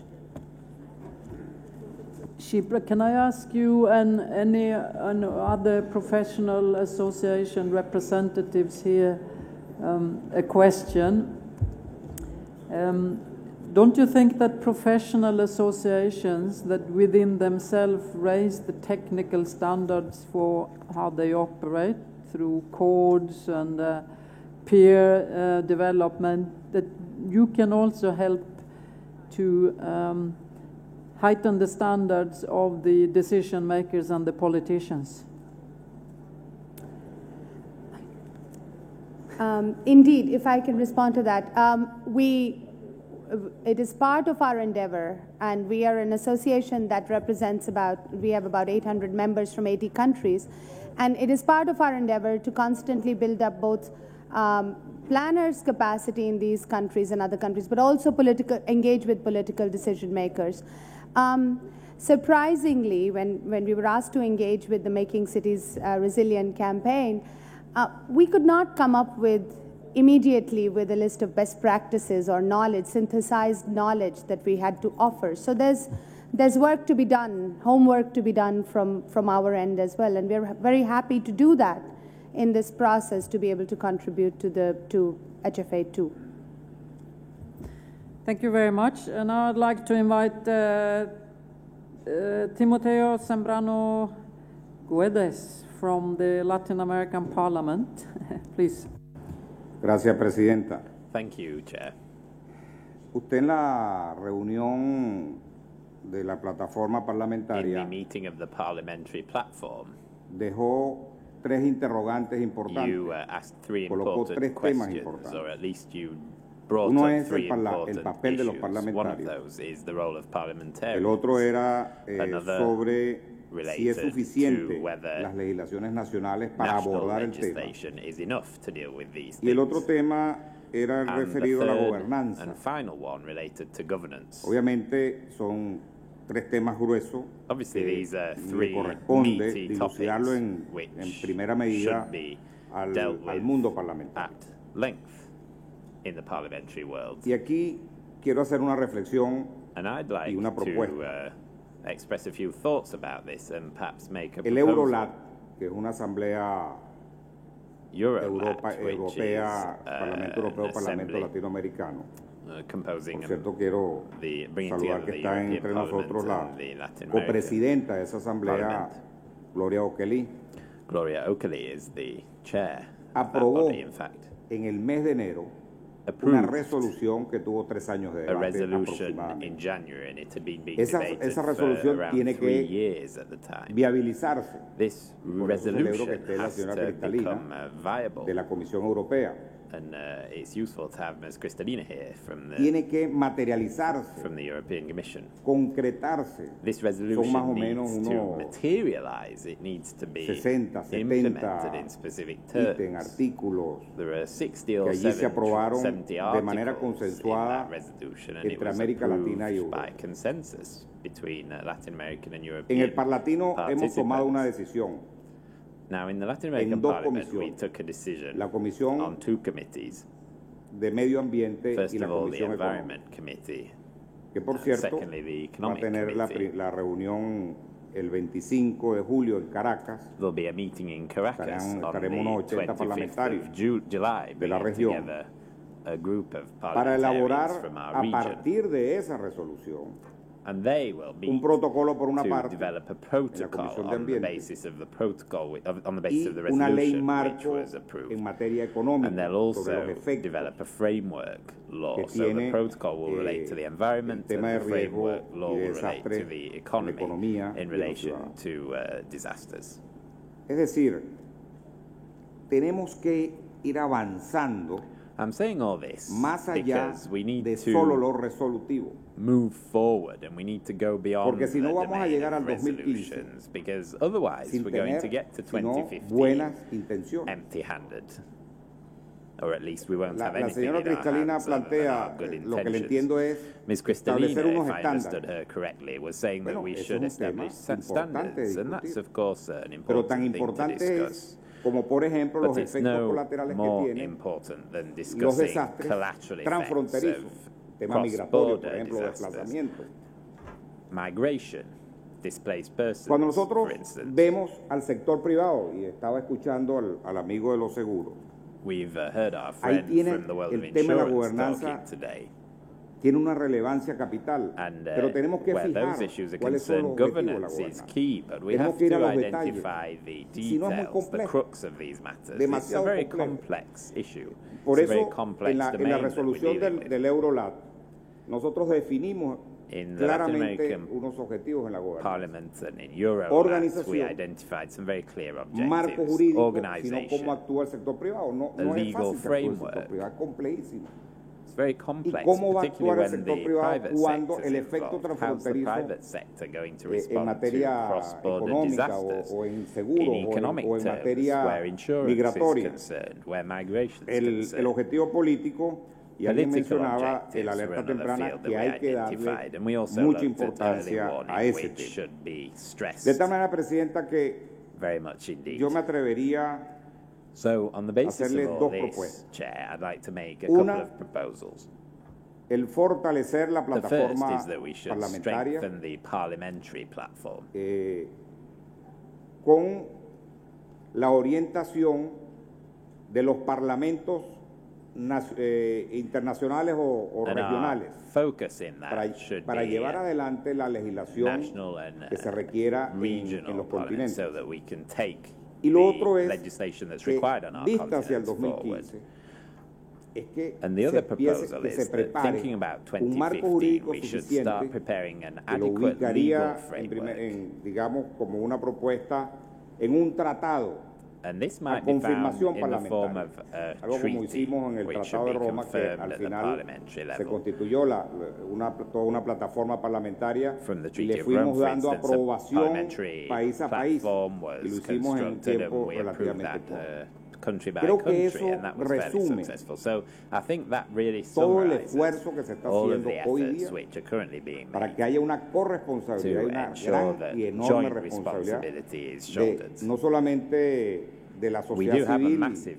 de los organismos responsibility that internacionales, falls sino not only del to civil sector society, not político only que to tiene que asumir un enorme compromiso con intergovernmental este tema. organizations, but Si also to tenemos ese the marco, yo political no tengo bodies duda which que should be vamos a involved in this avanzar field. I think if we avoid aceleradamente en these darle things, a los we're ciudadanos not going to una stand the mejor chance of garantía making the en process estos exámenes. the progress which we desire. Well, thank you again for that, I think, very strong suggestion of a way forward for a system that has many elements but has not yet come together entirely as a strong body of obligations and rights. So we'd like to pursue that idea with you for more details. And I'd like to ask Murali, who would like to speak on behalf of PEDRR. And you will soon hear what that is, please. Yes, thank you, Madam Chair, and I'm quite delighted to be at this extraordinary session of the Global Platform, extremely successful and quite massive. I am speaking on behalf of the Partnership for Environment and Disaster Risk Reduction. This is a partnership of 16 organizations, including UNEP, and we have been debating over past several months as to what should be our key messages for the post-HFA or HFA2.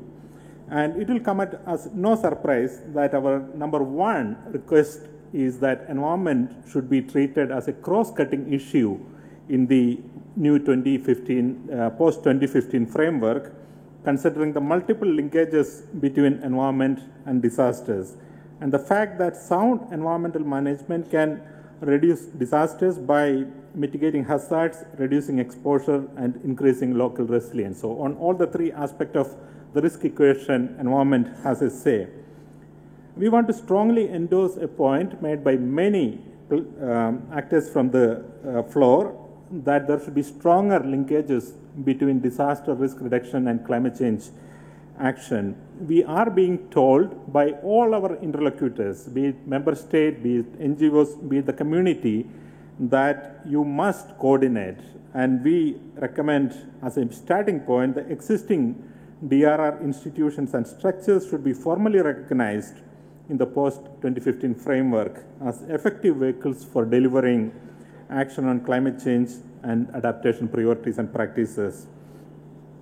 We recommend that ecosystem-based approaches should be incorporated into risk-sensitive, climate-resilient planning across development sectors, including urban environment. Ecosystem-based approaches are the sustainable management, conservation, and restoration of ecosystems such as forest, drylands, and coastal and marine habitats as part of a strategy to reduce people's vulnerability and increase resilience to natural hazard and climate change. One of the key issues which many countries are grappling is how to implement disaster risk reduction. And in this context, we recommend environmental impact assessments of projects and strategic environmental assessment of policies widely used by development and land use planners should be expanded to incorporate disaster risk assessment. And finally, we recommend that in addition to the classical disaster players, environmental actors, including ministries of environment, as well as other national, regional, and international institutions working on ecosystem management, can and should play a stronger role in the implementation of the next HFA. Thank you. Good. Thank you very much. If we could only make one recommendation for the next 10 years, would it be that risk assessment must be compulsory? Yes. Some people say yes. I see lots of nods here. This was already included in the Yokohama strategy, in the Geneva strategy, and in the Yoga framework for action. So really the crunch is, how do we move from what we already know to actually get it done? Where are the constraints? In Europe, they also know a lot about this. Cosmas. You don't need to talk about Europe's problems because you asked for the floor, but please. Yeah, next to the risk assessment as a basis for investments and actions and the combining of DRR in other world mega projects, I think for the implementation, there's a need for facilities around the world to share practical knowledge and experiences on disasters, prevention, earthquakes, floods, forest fires, informing the people, setting up grassroots projects, things like that. And I think of the facility that the Netherlands is going to start for flooding, but I also think of the facility of the exchange of expert program that works well in the EU. I think that kind of programs, but then worldwide and exchanging experience, how do we do it? We know the risks, you said it. And sometimes we have to face more, what about the risk? And they are growing. And we know that from the insurance. But how do we cope with it? And there are, all over the world, little experiences, and we have to share it. Not only in developing countries, but also in countries that are well developed, as we call them. Thank you. I think that also answers there's a certain impatience of how to accelerate learning. And there's a tendency that learning goes up and then comes down. So maybe we can do it much more horizontally through lots of initiatives. Richard Hipa Nines. Anyone recognize themselves with this? No? Okay, I'll leave it here if you come back. Moa Hergård, IFMSA. Is Moa still here? No. Yes, I am. Yes, you are. Where are you? Dear Chair and honorable delegates, my name is Moa Hergård, and I'm one of the delegates from the International Federation of Medical Students Association. We represent the voice of the youth and would like to suggest 4 points to support people's health in the HFA2. Inclusion of all kinds of hazards in the work of DM and DRR and in HFA2. Include specific commitment and indicators. In particular, we would like to point out the need of health indicators. We fully support Margot Wallström in her call that not only death tolls are measured, but that short and long-term health service indicators are implemented. We want to see truly multisectoral collaboration and particular approaches to such a partnership. Last week, we arranged a pre-World Health Assembly, a multisectoral meeting between medical, pharmaceutical, dentistry, public health, law, biotechnical engineering students, and together prepared for the World Health Assembly. We hope that this will not only remain a case study for multisectoral collaboration, but be the future norm. And fourth, inclusion of youth in the decision-making process. We would like to thank delegates who have highlighted that youth has to be present because the HFA2 is for the future. We are, I must say, represent the future, both as future healthcare professionals and as youth. We would like to ask you, today's decision makers, to invite the youth, the future, to the consultation process in the HFA2. Investing in the youth is investing in the future. Thank you. Thank you, Moa. I think you have a commitment from this group, at least, to the continued inclusion of young people, but also it has to happen at national level. And I'll ask all the people here who represent national institutions not to forget the young people. Next on my list is Relinda Sosa.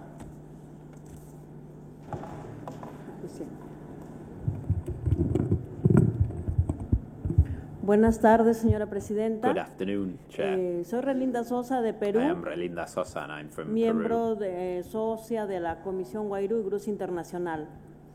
Se han dicho varios de los puntos que quería plantear, pero igual los voy a ratificar algunos. Se ha hablado de la sostenibilidad. We've spoken about sustainability en las capacidades locales. Investment in local Precisamente capacity. En nuestra academia de base que hemos tenido durante 2 días, una de las recomendaciones que hemos señalado es que de cara al marco de la acción de IOGO 2 se pueda considerar el reconocimiento de los aportes y conocimientos en materia de resiliencia de las mujeres y de las comunidades. Ser reconocidas como actoras, no solamente como receptoras de ayuda o no consideradas como mujeres pobres, porque lo que nos hace muchas veces vulnerables las condiciones en que vivimos, nuestro entorno, porque todos los seres humanos, hombres y mujeres, tenemos capacidad de reconstruir, de reanimarnos, de revertir nuestra problemática. Otro tema que habíamos señalado es que estos espacios locales a las organizaciones comunitarias que ya venimos trabajando la campaña de resiliencia y también la campaña de ciudades resilientes, es necesario que como muestra de este reconocimiento de trabajo y la capacidad de influir en los cambios, se formalicen las sociedades con las autoridades locales. Porque solamente así podemos institucionalizar las buenas prácticas que ya vienen siendo implementadas por las mujeres.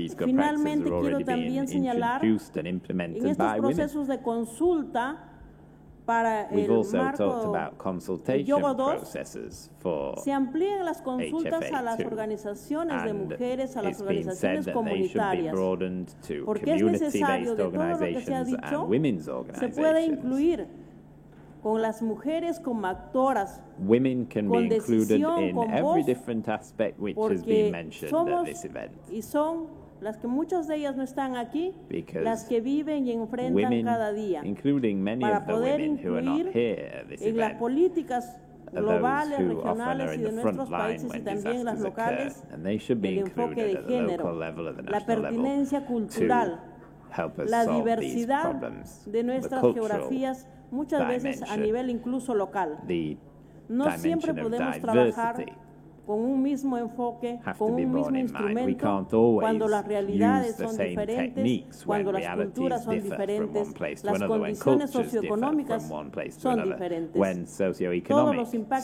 circumstances are que han different. venido y que siguen sufriendo de lo que es el tema de riesgos y desastres, de las catástrofes, So where impactan de manera disasters diferente and risks a las are mujeres, concerned, a we las have to niñas y a bear los in niños. mind that the Por children ello, creemos affected importante differently que to se adults, visibilice women are esta affected autoría differently to men. en esta nueva propuesta. So that has to be Muchas borne in gracias. mind with any proposals which are put forward. Thank you. Good. Thank you very much. Frank Guegma from the National Platform of Burkina Faso. Still here? I think over there.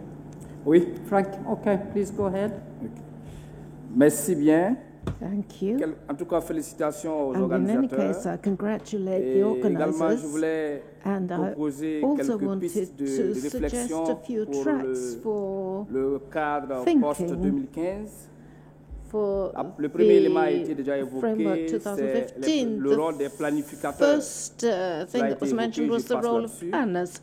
So I Il won't y a talk about également that now. un There deuxième was point also a au niveau second national point at national et level. une centralisation des organes au niveau A national pour centralisation créer of the une different bodies entité at national forte, level to unique, create qui a permet de mieux strong coordonner les single actions. body which would Un autre help élément to également, coordinate actions c'est qu'on a better. vu Another element is dans le that cadre d'action in the Yogo, comme framework dans d'autres instruments, ce of sont ce qu'on appelle souvent des instruments souples. Comme ce sont des Yogo, instruments we've souples, ce pas des seen instruments qui sont contraignants. Alors, comment faire flexible pour que des instruments principles. Now, qui what can engagent we le futur de do l'humanité about these instruments which will commit mais puissent the avoir une future of grande mankind implication, un grand engagement des États. to Donc, have nous the full réfléchissons à quelque commitment of chose. states? Pourquoi ne pas, par exemple, à Why l'image not, for example, de l'évaluation des États par rapport aux droits humains, trouver un like the cadre qui commitment of permet states d'évaluer les to États human rights, sur leurs why performances do we en not matière assess de suivi disasters de cadre d'action Yogo. and look Trouver un at mécanisme pour pouvoir the évaluer pour que follow-up chaque État as puisse under Yogo? présenter un Each peu ce qui est state fait. Et là, can ça look permet at peut-être de what's stimuler been done et ça and permet possibly peut-être be d'encourager les États stimulated, and perhaps the state might be à pouvoir encouraged appliquer l'ensemble des dispositions. to Puisque le cadre précédent, le cadre apply actuel, what il est it's bon. learned. The Il est present bon, mais framework le is problème good. souvent, It's a good c'est one. But the problem often is au niveau des États. what is done at Un autre state élément level. également, Now there's another c'est point, another le element, renforcement which is des the structures, ce que j'appelle les strengthening of structures structures, what I classiques. would call classical Souvent dans les structures. États, des Often structures in classiques states, existent. classical structures do Quand il y a une exist. catastrophe, But on when crée a un catastrophe instrument strikes, ad hoc. On crée un instrument then an ad hoc spécifiquement instrument comes pour up, régler une crise. especially to Parce deal qu'on with that estime que la case, because structure it's felt that the qui existe structure which exists ne pourra pas faire face à la crise. will be unable to C'est parce face que the souvent, crisis, and les that's often capacités de ces because structures the locales, capacity of these nationales local or sont assez national faibles. structures are quite weak. Alors que si ces structures sont Whereas dotées d'une if bonne the capacité, structures have big capacity when disaster strikes, then it can work. And there'll be a good assessment and lessons can be learned for the future because the structure is a stable one. That's what I wanted to add. Another element is the question of funding. It's true that efforts are being made at state level to allocate budgets and credits in the national budget for funding. There's also the contribution of the international community. That's very important. But we think there's another element which is missing and which may be of interest, and that is the mobilization of resources at national level. Because in many states in the South, there is a tradition of national solidarity. And if we try to fit out the national agencies and help them in mobilizing resources at national level, that could be a third way of funding. There are individuals involved too, individuals who may also be a source who can add to the funding. Now, if we take these two first pillars and add the third one to them, then it may be possible to have sustainable funding. The other element I wanted to mention was actually at international level. If there's a good interconnection among certain approaches, I'm talking, for example, about there was a discussion that started some 10 years ago. Avant chaque sommet, on a des espoirs. We have hopes. À la fin du sommet sur la pollution au niveau global, on a un peu the end of the summit on global pollution, we had hopes. We were disappointed, but I think that still la réduction des risques de catastrophe. Il faut peut-être mettre en relation la stratégie au niveau international pour impliquer les États à réduire les pollutions et la réduction des risques de catastrophe. Je vous remercie. Pollution and thereby catastrophes, disasters. Thank you.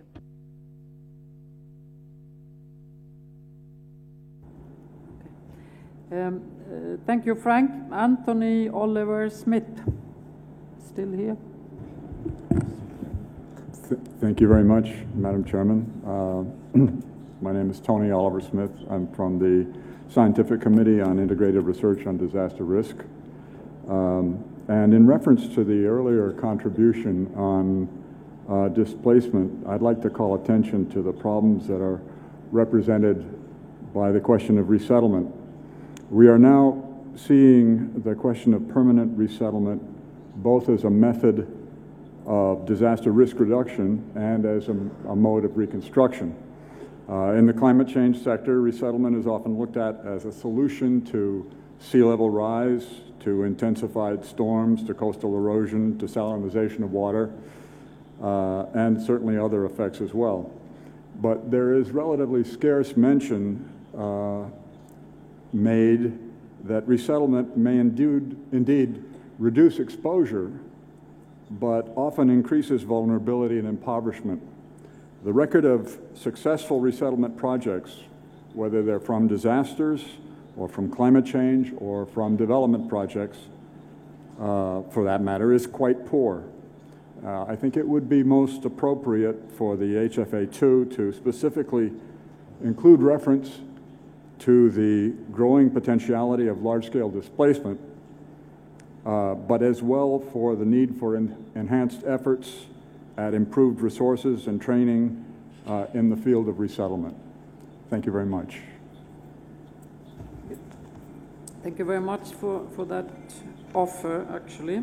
And then we have Auke Moon from the German Office of Civil Protection. No? Okay. Keith Nguyen from ACT. Sorry, okay. Go ahead, please. Sorry. Thank you, Madam Chair. Yes, my name is Anke Moon. I'm from the German Office of Civil Protection. And I just wanted to make a very quick comment and use the opportunity of the Commissioner being present as well. As someone working in civil protection, I just wanted to point out the importance of joined up concepts of disaster risk reduction and civil protection and disaster management. I think many have stressed the need to connect disaster risk reduction and climate change adaptation, which I think are obviously dealing with the same phases in the disaster management cycle. And I think it is also very clear that prevention and preparedness are becoming more prominent in European civil protection, but that in turn, I think disaster risk reduction and an HFA2 also need to connect well and interlink well with the later phases of the disaster management cycle. So yeah, I think it's very similar to what Commissioner Georgieva said before, that we need to raise the gaze a little bit and work well together. Thank you, Madam Chair. Thank you for that, Arbe. And I'd like to invite Ambassador Gabriel Fuchs from Argentina. Please raise your hand when you speak so the camera can find you. And all of you, a message from the technicians. Please raise your hand when you want to take the floor so the technicians can see you and point the camera to you. Please, Mr. Fuchs. Muchas gracias, Margareta. Reconocimiento de nuestro país hacia su liderazgo todos estos años en la agenda que está por venir. Quería hacer una reflexión sobre el tema del sector privado, que seguramente ya se ha hecho. Creo que la señora Cristalina ha hecho también una reflexión en la misma dirección que yo voy a plantear y que es parte del debate permanente. Cuando hablamos del sector privado, generalmente, y sobre todo en los últimos años, especialmente, hacemos una referencia a la cuestión de la continuidad de los negocios y a la lógica del partenariado del sector privado con el sector público, las ONGs, los sectores sociales. Sin embargo, es muy importante para los países en desarrollo lograr ejercer una reflexión también sobre la capacidad de presión que el sector privado, entendido esto como mercado, tiene, especialmente en el sector inmobiliario, que no es un sector menor dentro de esa lógica del mercado, del sector privado, para ejercer su presión en el ordenamiento territorial. Y es una lógica que todos y cada uno de nuestros países, pero mi país puntualmente, la ha vivido recientemente con un fuerte proceso de inundaciones, en la cual todos los temas de reducción de riesgo de desastres, pero este también, se han puesto en el centro del debate. Hablamos mucho del ordenamiento territorial en el sector rural.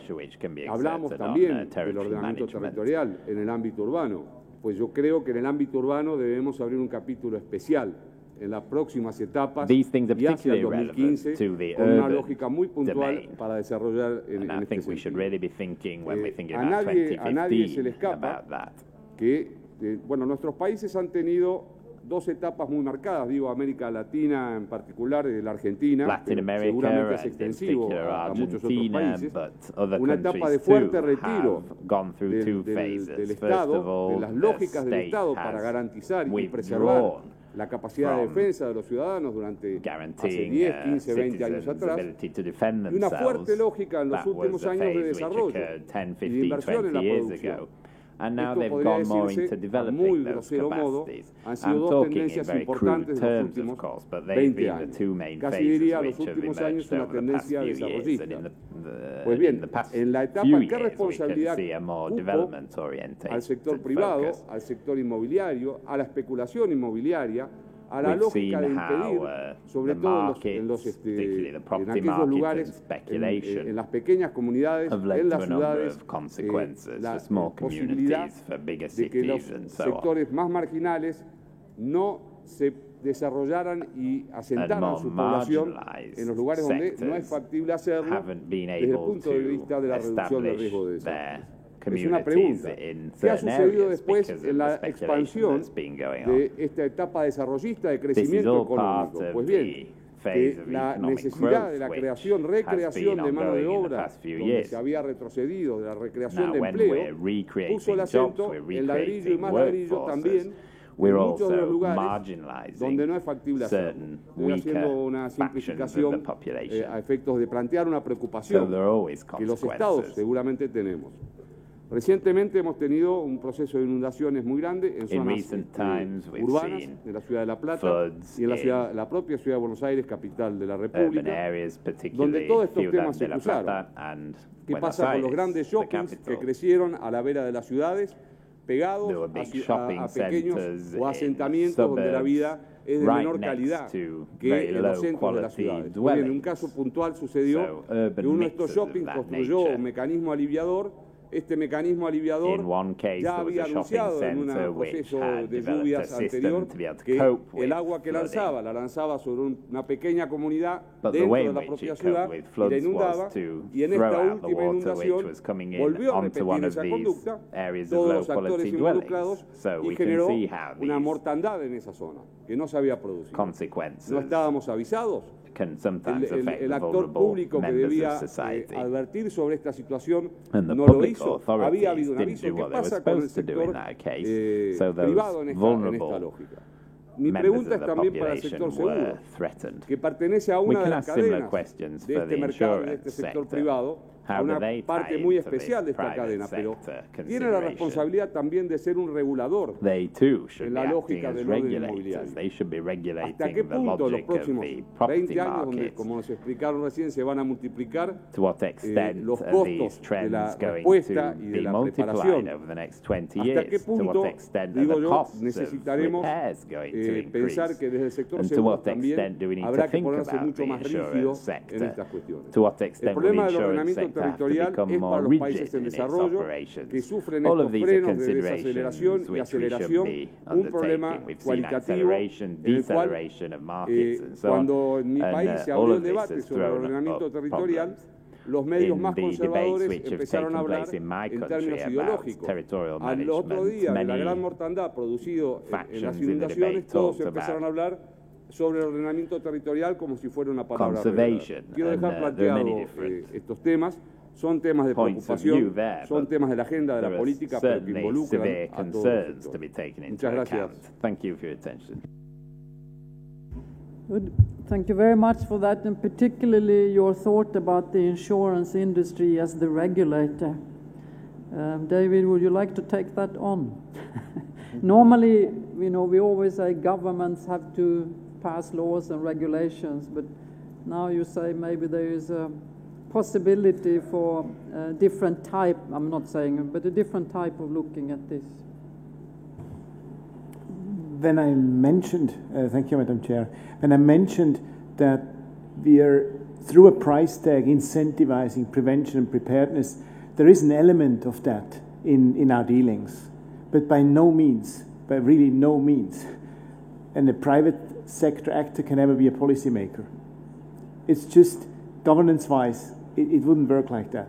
And so in that sense, the incentive piece, yes, it has an opportunity aspect to it, yes, but leveling the playfield, also our own playfield, we cannot do in isolation. And I think that's the reason why this dialogue needs to happen. But ultimately, I think it has to be the public sector who levels the playfield. If I could just add that, completely agree. The insurance industry can act when people are willing to buy an insurance. Usually those who assess their own risk as high are willing to do it. But for the cost of insurance to be bearable, the pool of those who are willing to insure themselves has to be large enough.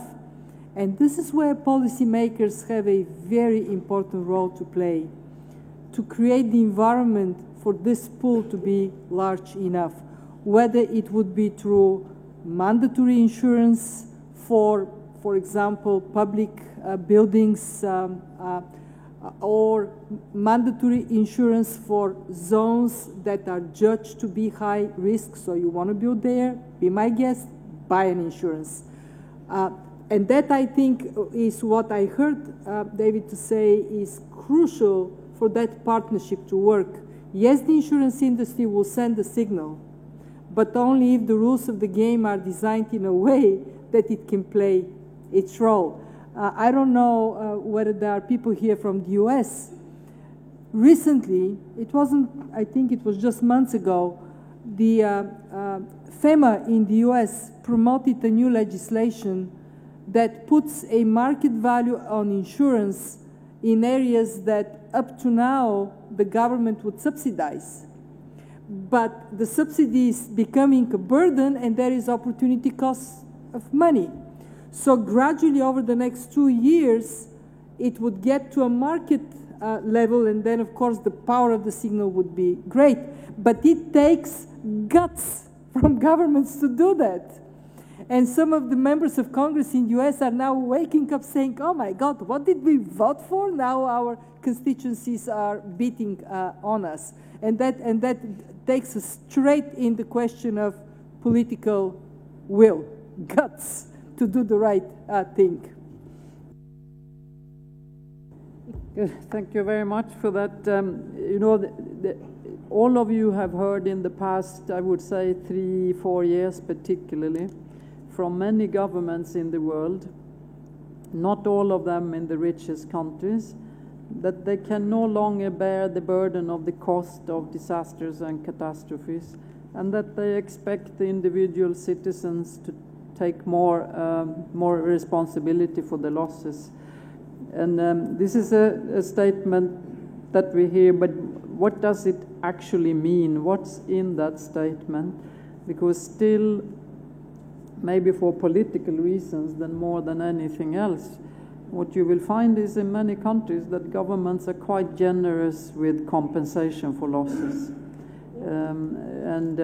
Actually, that compensation is a disincentive for people to insure themselves. Even if there were good insurance, and even we understand there are examples of the disincentive becoming even more absurd because people who insure themselves do not get any compensation, but people who do not insure themselves and take precautions to mitigate the impact on their property do get compensation. So that's sort of a further burden on the efforts to develop more rational systems. And Kif Nguyen, please, now finally, ACTED Myanmar. Thank you very much. My name is Kif from ACTED, INGO. I'm based in Myanmar.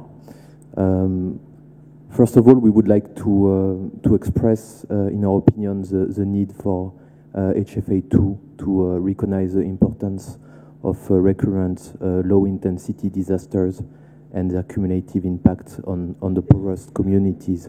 We believe it's a very important aspect when we talk about building resilience and reaching out and putting communities at the center. We think it's crucial that we build multi-stakeholder processes at the local level, not only national platforms, but also local platforms, and that we reinvent the way we work all together. Because it's not, our experience shows in Myanmar and everywhere throughout the world, that it's not only about putting people together in a room around the table, but it's actually in the details. How do you find ways to reinvent the way you work, go out of the silos, and how do you co-construct resilience? And it sounds very simple in a sense, but I think it's one of the most complicated things and one of the biggest challenge that we are facing, and we believe this should be reflected in HFA 2. The second point we would like to make is about DRR and climate change adaptation. Of course, we welcome all the comments that were made, and we think it's very important to integrate both aspects together. But at the same time, we should not also forget about environmental degradation, which in a sense responds to a different type of logic. In the coastal communities in which we work in Myanmar, communities are directly threatened by deforestation, destruction of the mangrove, and these issues such as also deforestation in other areas that leads to erosion and landslide are also very important and should not be overshadowed. Finally, the last point, we also want to highlight the importance of finding adapted solutions to cross-border disasters in Central Asia, where we work, but also in some ethnic areas of Myanmar. People get lost because there is no clear responsibility between government for who is responsible, and as a result, we end up with populations that are very, very vulnerable because of this political complexity. Thank you very much. Thank you very much for that very concrete recommendations. I just want to alert you to that I think I've got 14 people who want to speak, so it's obvious that some of you will not make it before 6 o'clock. And at 6 o'clock we'll start the Sasakawa Award ceremony. So we'll speed on, but those of you who do not get the chance to speak, I'll ask you to send your ideas to us by email. And now I'd like to invite Bhutan to speak.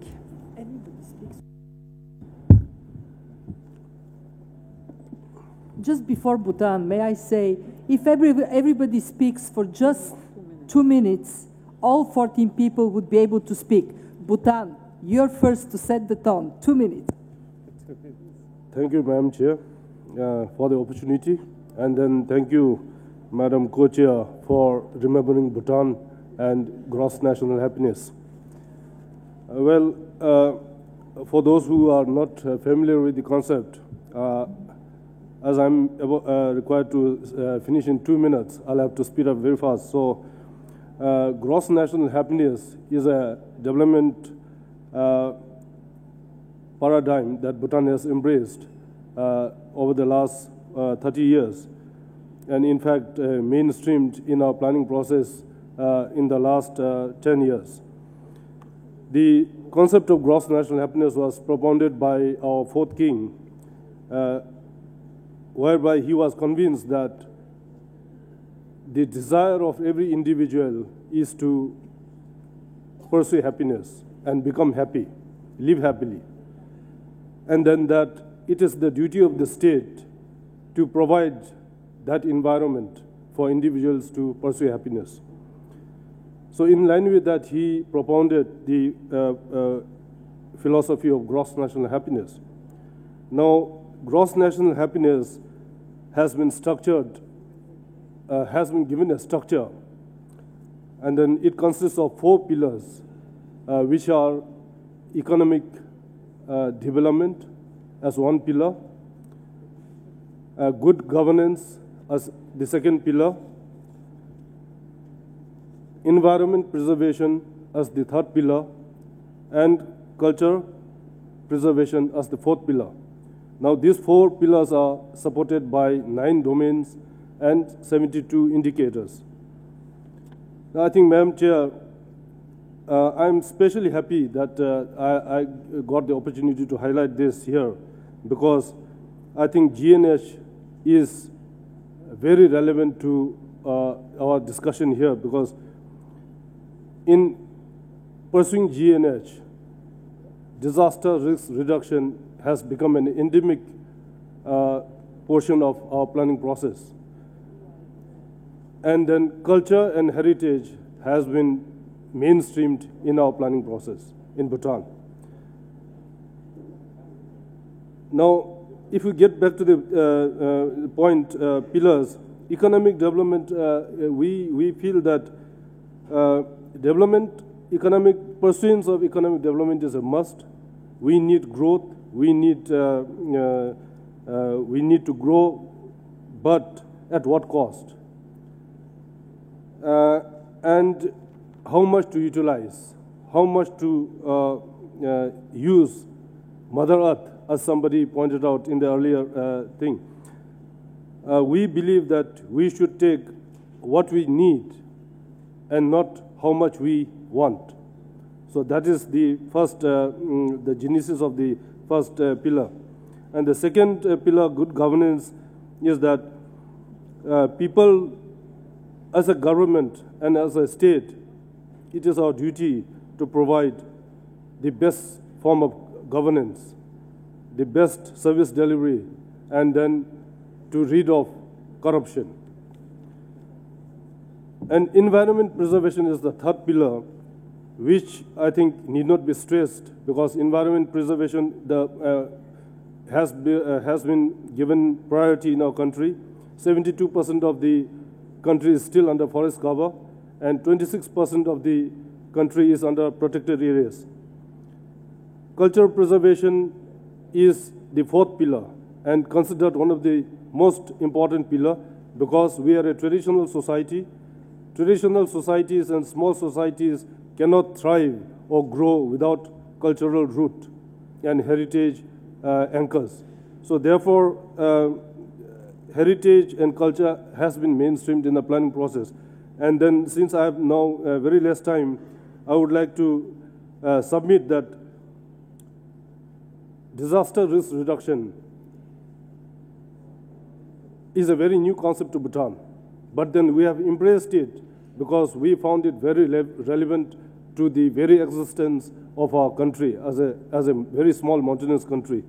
And it is my plea here to the forum and to the chair that in the HFA, in the 2015 HFA, if the proposal for mainstreaming DDR in all facets of economic development can be pursued.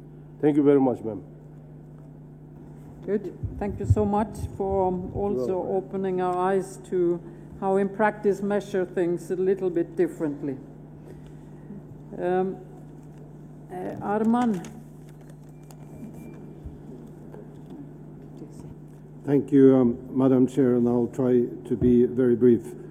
I would like to make reference to 2 points made by our distinguished colleague from New Zealand. He spoke about the absolute need and for science, and I couldn't agree more. We have the GAR report 2009, 2011, 2013. We have the special report on extreme events from the IPCC. We have the cost of prevention, the recent World Bank report. We have all the documents we need, and we even get a new assessment 5 report from IPCC. So we have all the science. It's just to apply it, understand it, and use it. And he also mentioned this DRR as a development issue. I think that's the crux. If it isn't sustainable, and then we are reversing, we're not progressing. Integration I spoke about yesterday, so I will not get back to that. But I would like to touch on a point made by the distinguished Commissioner Georgieva, because that's a radical thought. We are measuring progress actually in terms which are destroying our future. So we should name it something else. And that is something we really need to take on board.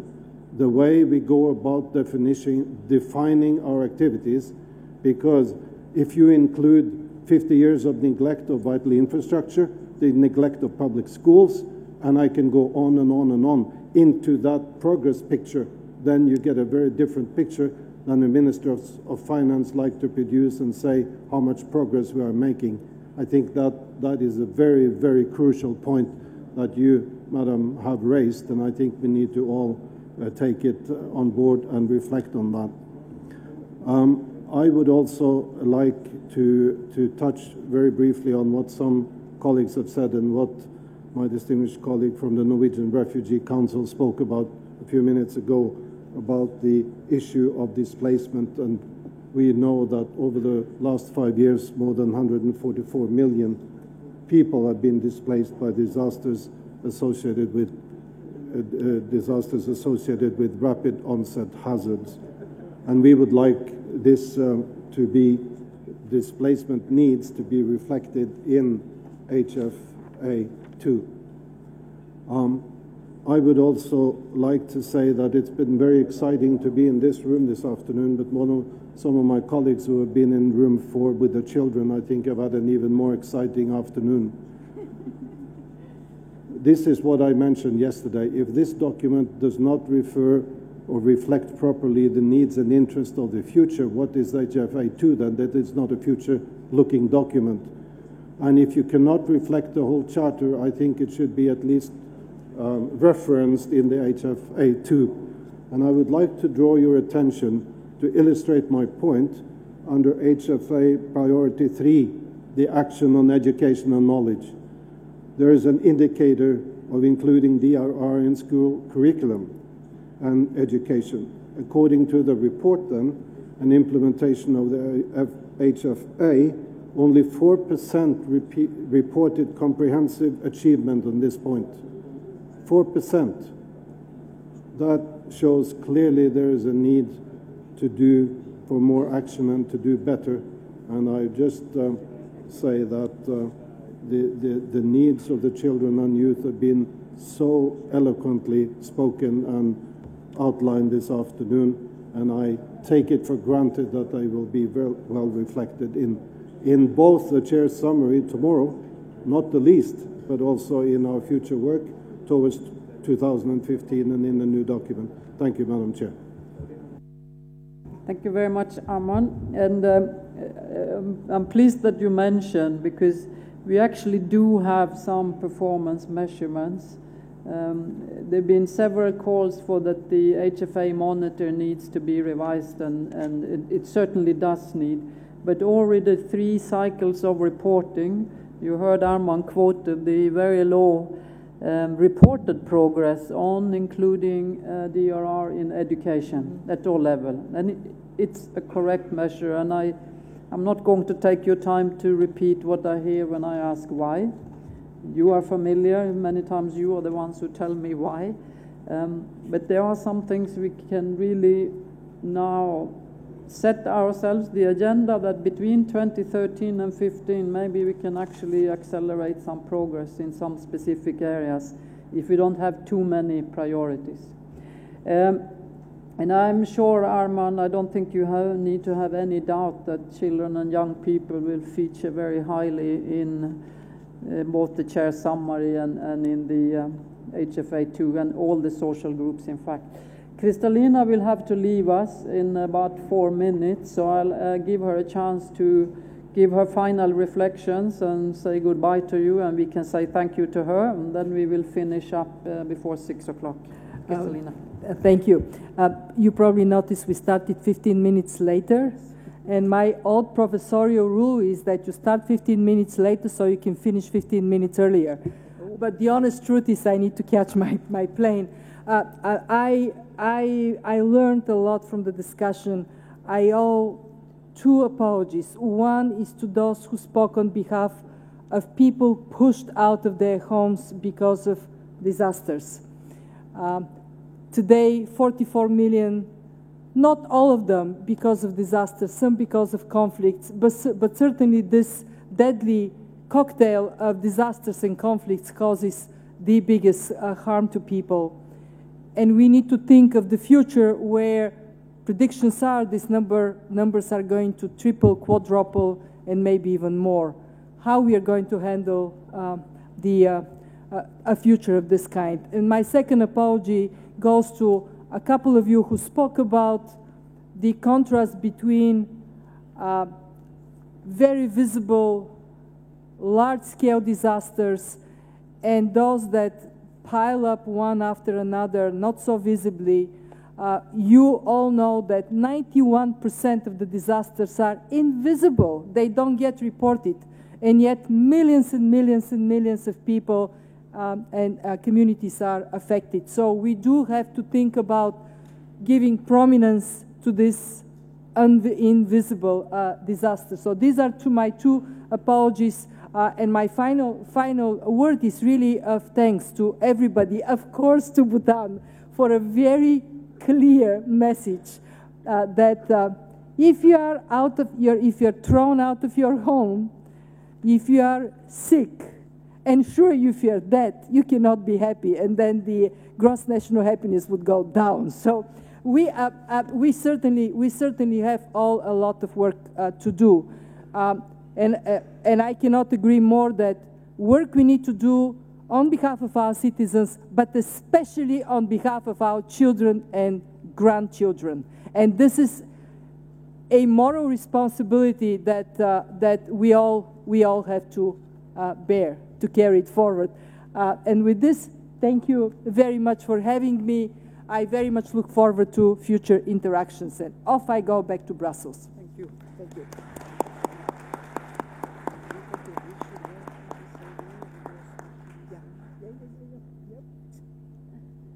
Thank you very much, Kristalina and her colleagues who have been here in the audience with her this afternoon and listened to this entire discussion.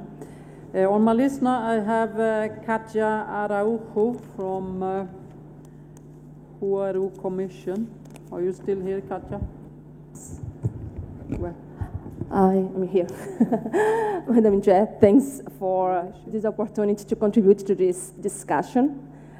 I would like just, I'm from the Huaru Commission, and I would like just to share a little some reflections and emerging recommendations from our plenary on community resilience that we had today. Many key messages that emerged in the community plenary already were mentioned here by many of our colleagues. Perhaps I would like just to reinforce a couple of key points because many of our community practitioners shared a range of practices led by communities in India, Nicaragua, Uganda, Costa Rica, and Fiji today. And it was clearly stated that engagement and participation of local actors in decision-making processes as well as direct resource to local actors are essential to promote resilient communities, resilient cities, and resilient people. So this clearly combined with stronger partnership between all levels is fundamental. This is pretty much the key message we heard throughout the day today.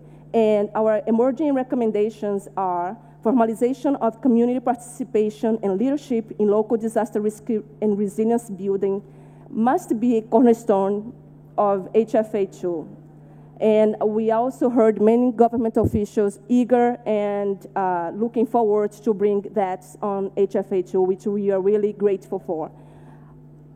The second point is develop capacity building programs for local DRR and resilience that draw upon grassroots women's organizations and other local indigenous knowledge and good practices of other community-based groups to transfer innovations and within across countries, across boundaries. The third point that we would like to really emphasize is policy and program incentives that require local, national, and regional bodies to decentralize planning, programming, and implementation, budgets, and monitoring evaluation. Thanks so much. Thank you very much, Katja, for that. Clear recommendations and for sure less than 2 minutes. Alfredo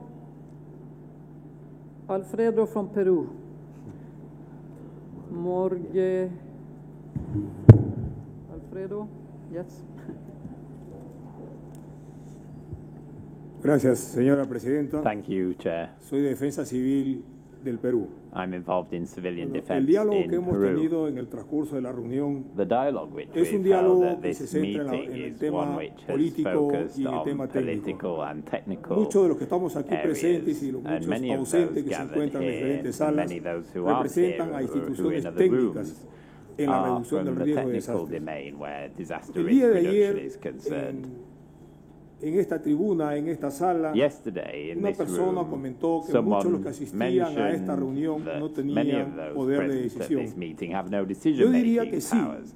Well, I'd sí en say nuestro that they campo do. funcional, en la parte técnica, They pero do también, in the también functional and nuestra technical participación en field, el tema but normativo. also in ¿Por the qué? Porque standard tenemos la setting capacidad de domain. proyectar Why do I say that? normas Well, I say it because que we éstas sean are able sometidas to a la set aprobación standards, and de las these have to be autoridades, es decir, submitted to del our campo authorities político. for approval in the political field, of course. Yo haría una pregunta. But I'd ask a question. ¿Quiénes son nuestro público objetivo?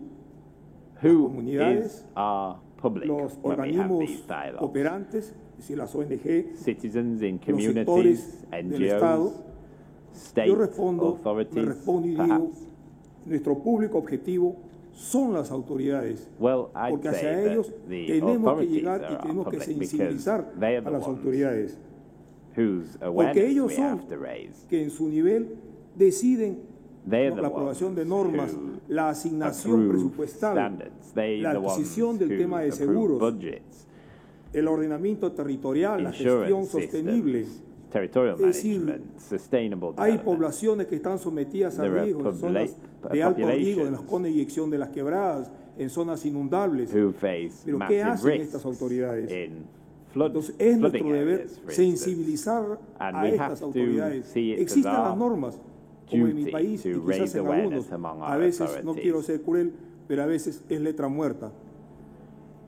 En conclusión, señora Presidenta, quisiera que se considere, como se ha venido repitiendo en varias veces en este diálogo, en la prioridad de la acción post-Yogo 2015, la orientación al segmento de autoridades y también en esa prioridad, y también el tema comunal. Pero yo creo, como muchos lo han dicho, centrarnos en el tema de la autoridad, porque ellos se vería con ellos.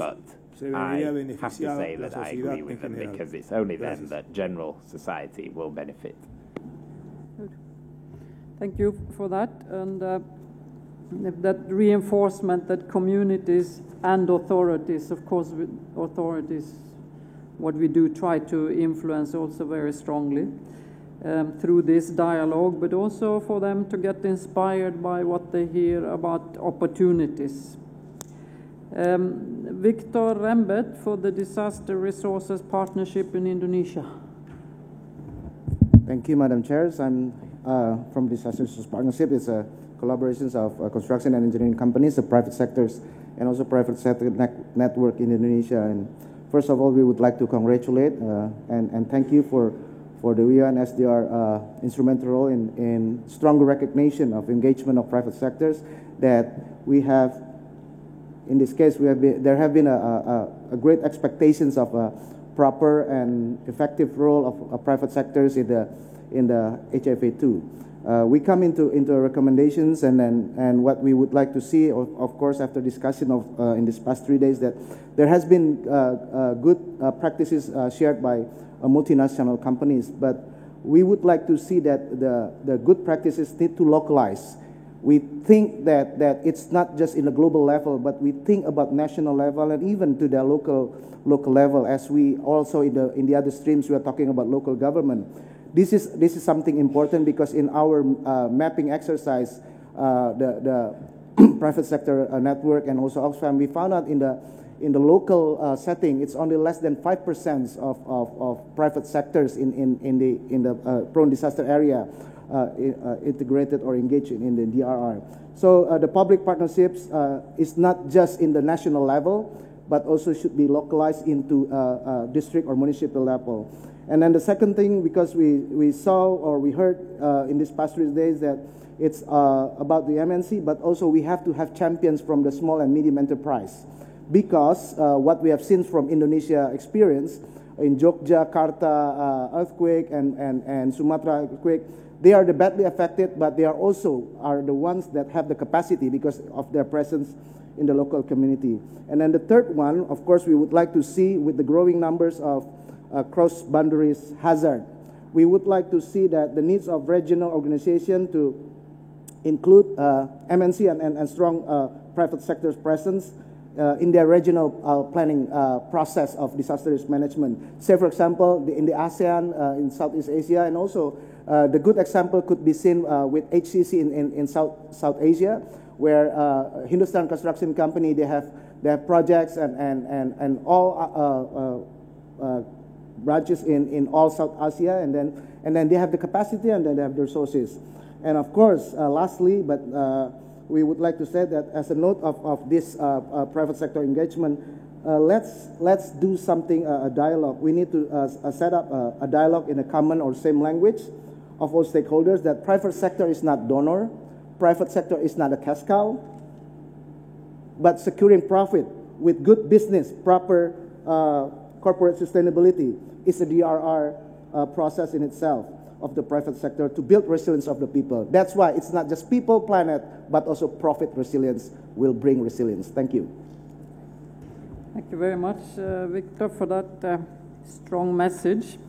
I wanted to give a chance to, in the next 2 minutes, to a couple of UN colleagues who are here to hear what they have to say about this. Alex from UNESCO, 2 minutes only, if you're still here. Yes, you are. Thank you very much, Chair. Although I'm here as UNESCO, I also represent the Global Alliance on Disaster Risk Reduction, Education and Knowledge.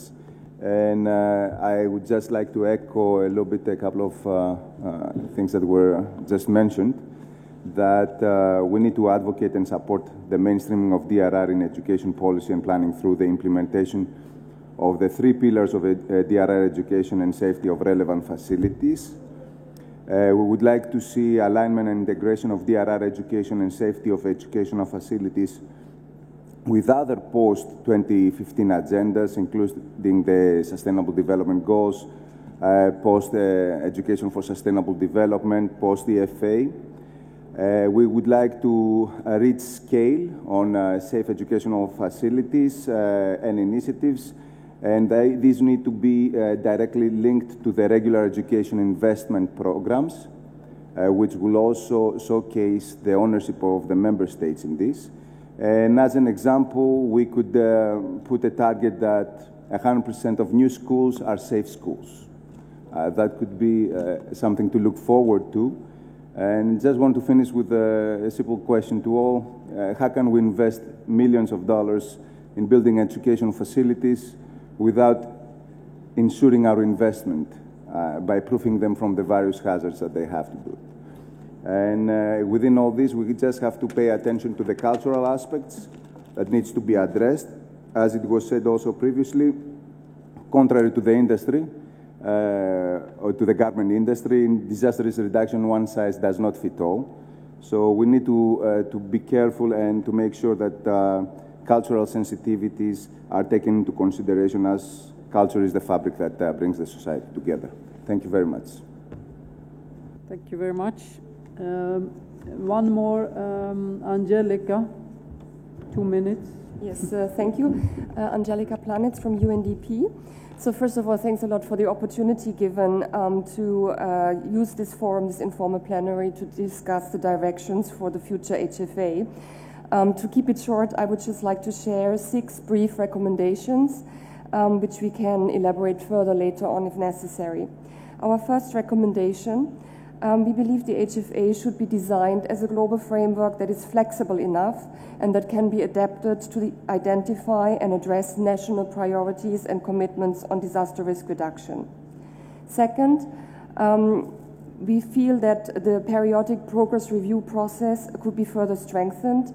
There has been some good progress so far, but we should try and go beyond tracking inputs to measuring risk reduction outcomes in the future.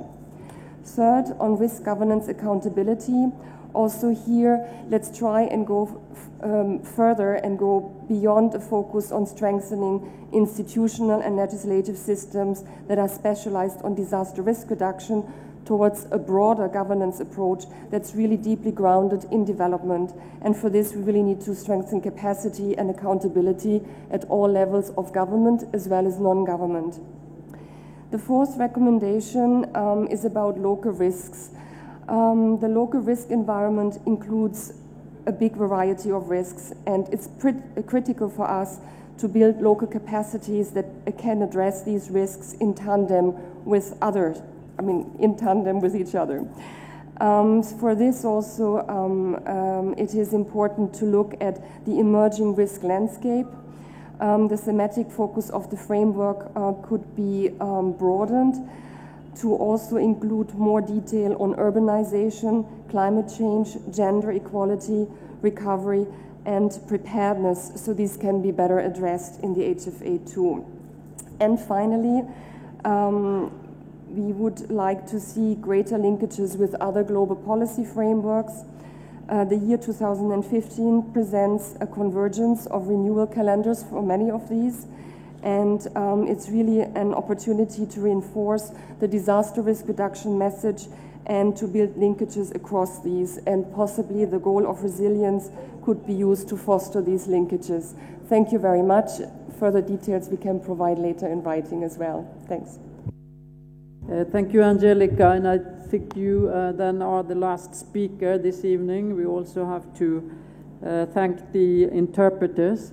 But for all of you who have not only new ideas, but if you came here with ideas already on paper, please give them to us, even if it's on a handwritten note. We'll try to decipher them or email so we don't miss any of the suggestions and ideas that have come up. Again, just like Kristalina already said to you a few hours ago, I'm very impressed and in fact appreciative of your focus on what to do, not to describe the problems. I think we've many times described them together. It seems we've reached a point where we are absolutely determined to use our experience to define the future. So thank you for that. Glenn here has tried to put some structure to the things here. It looks like this. I'll tell you some of the headlines that he takes away. We'll obviously produce a report of all this as we have committed to. Things that you've highlighted again and again and again yesterday, today, information sharing and data sharing at the heart of all the work on DRR. It's also come out that we probably need to work on having the same type of criteria and standards for what that data is so that we know what we compare. Many countries do have it, but they actually use it a bit differently. And that including the econometrics that was just mentioned earlier today by our colleague from Japan. Risk assessments, disaster risk assessment, environmental impact assessment is a good example. They actually have become compulsory. There are ways of maybe mainstreaming disaster risk into the environmental impact assessment, or just get the commitment to the now 30-year-old recommendation. We had this, I think, very inspiring idea of new measures of GDP that account for risk and happiness. Something that we really need to look into and see how we can inspire a discussion about values and ethics. A call for, again, strengthening the parliamentarian platforms and the national and regional level to ensure that parliamentarians support and lead this process of strengthening governance and institutions. Peer exchanges, the importance of engaging professional organizations, planners and many other professional medical associations. You heard the medical students earlier this evening. To themselves raise the standards and see it as part of their job to actually educate politicians and decision makers in many areas. Construction, healthcare have been mentioned today. Formalization and institutionalization was mentioned here by Katja and others, of the community-based, the community involvement in planning and setting standards. The formalization of that, the institutionalization, would be an important link of the new governance. Now a proposal that all new schools should be built safe, 100%. Learn from the Japanese business model in involving the private sector in having a business interest in resilience and more safety. The obvious concern and well-known concern on how property speculation and land speculation undermines safety, but where the solution is to exercise, actually governments use their enforcement capability to protect and use the legislation they already have. It requires a lot more community involvement. I don't think that can necessarily be an issue between the private sector and the government. It requires also my self-interest. Corporate sustainability, the importance of engaging small and medium-sized enterprises who are the ones that are embedded in the communities. The importance of being very explicit on the cost of localized hazards and extensive risks, and not only on the catastrophic risks, but also not forget them. I think we had in the early part of the session a very strong message how affluence drives risk accumulation, and very quickly so. The financial strategies, incentives for cooperation, and develop much more practical understanding of how insurance can be of help to manage risk. We have very large-scale crop insurance schemes, for example, for farmers in increasing number of countries in Africa. Are these scalable, and are things that we can move on? The new HFA should be principle-based, flexible, inclusive, and connected. Give much more focus on the underlying risk factors, the triggers of risk. And we should focus on youth. We should have clear space in the new for youth, young children, education, women, and I would say many other social groups that are resources to managing risk. More simple language and simplified reporting. Science has made its way into the discussion very strongly this session of the Global Platform, and the importance of having a science in the community and not beside the community. How to make decision-making better risk-informed, and again, strong emphasis on displacement and resettlement transboundary risk. I think the displacement and resettlement issue is also linked to land use planning, property prices, and the whole economic perspective. Okay, that's the end of day 2, but it's obviously not the end. Tomorrow we are going to have a somewhat shorter session, not a 3-hour go. First session after the lunch break and before the opening ceremony. We will obviously then summarize what you have suggested now, but we will also have space for you to make a few more ideas bringing to the fore.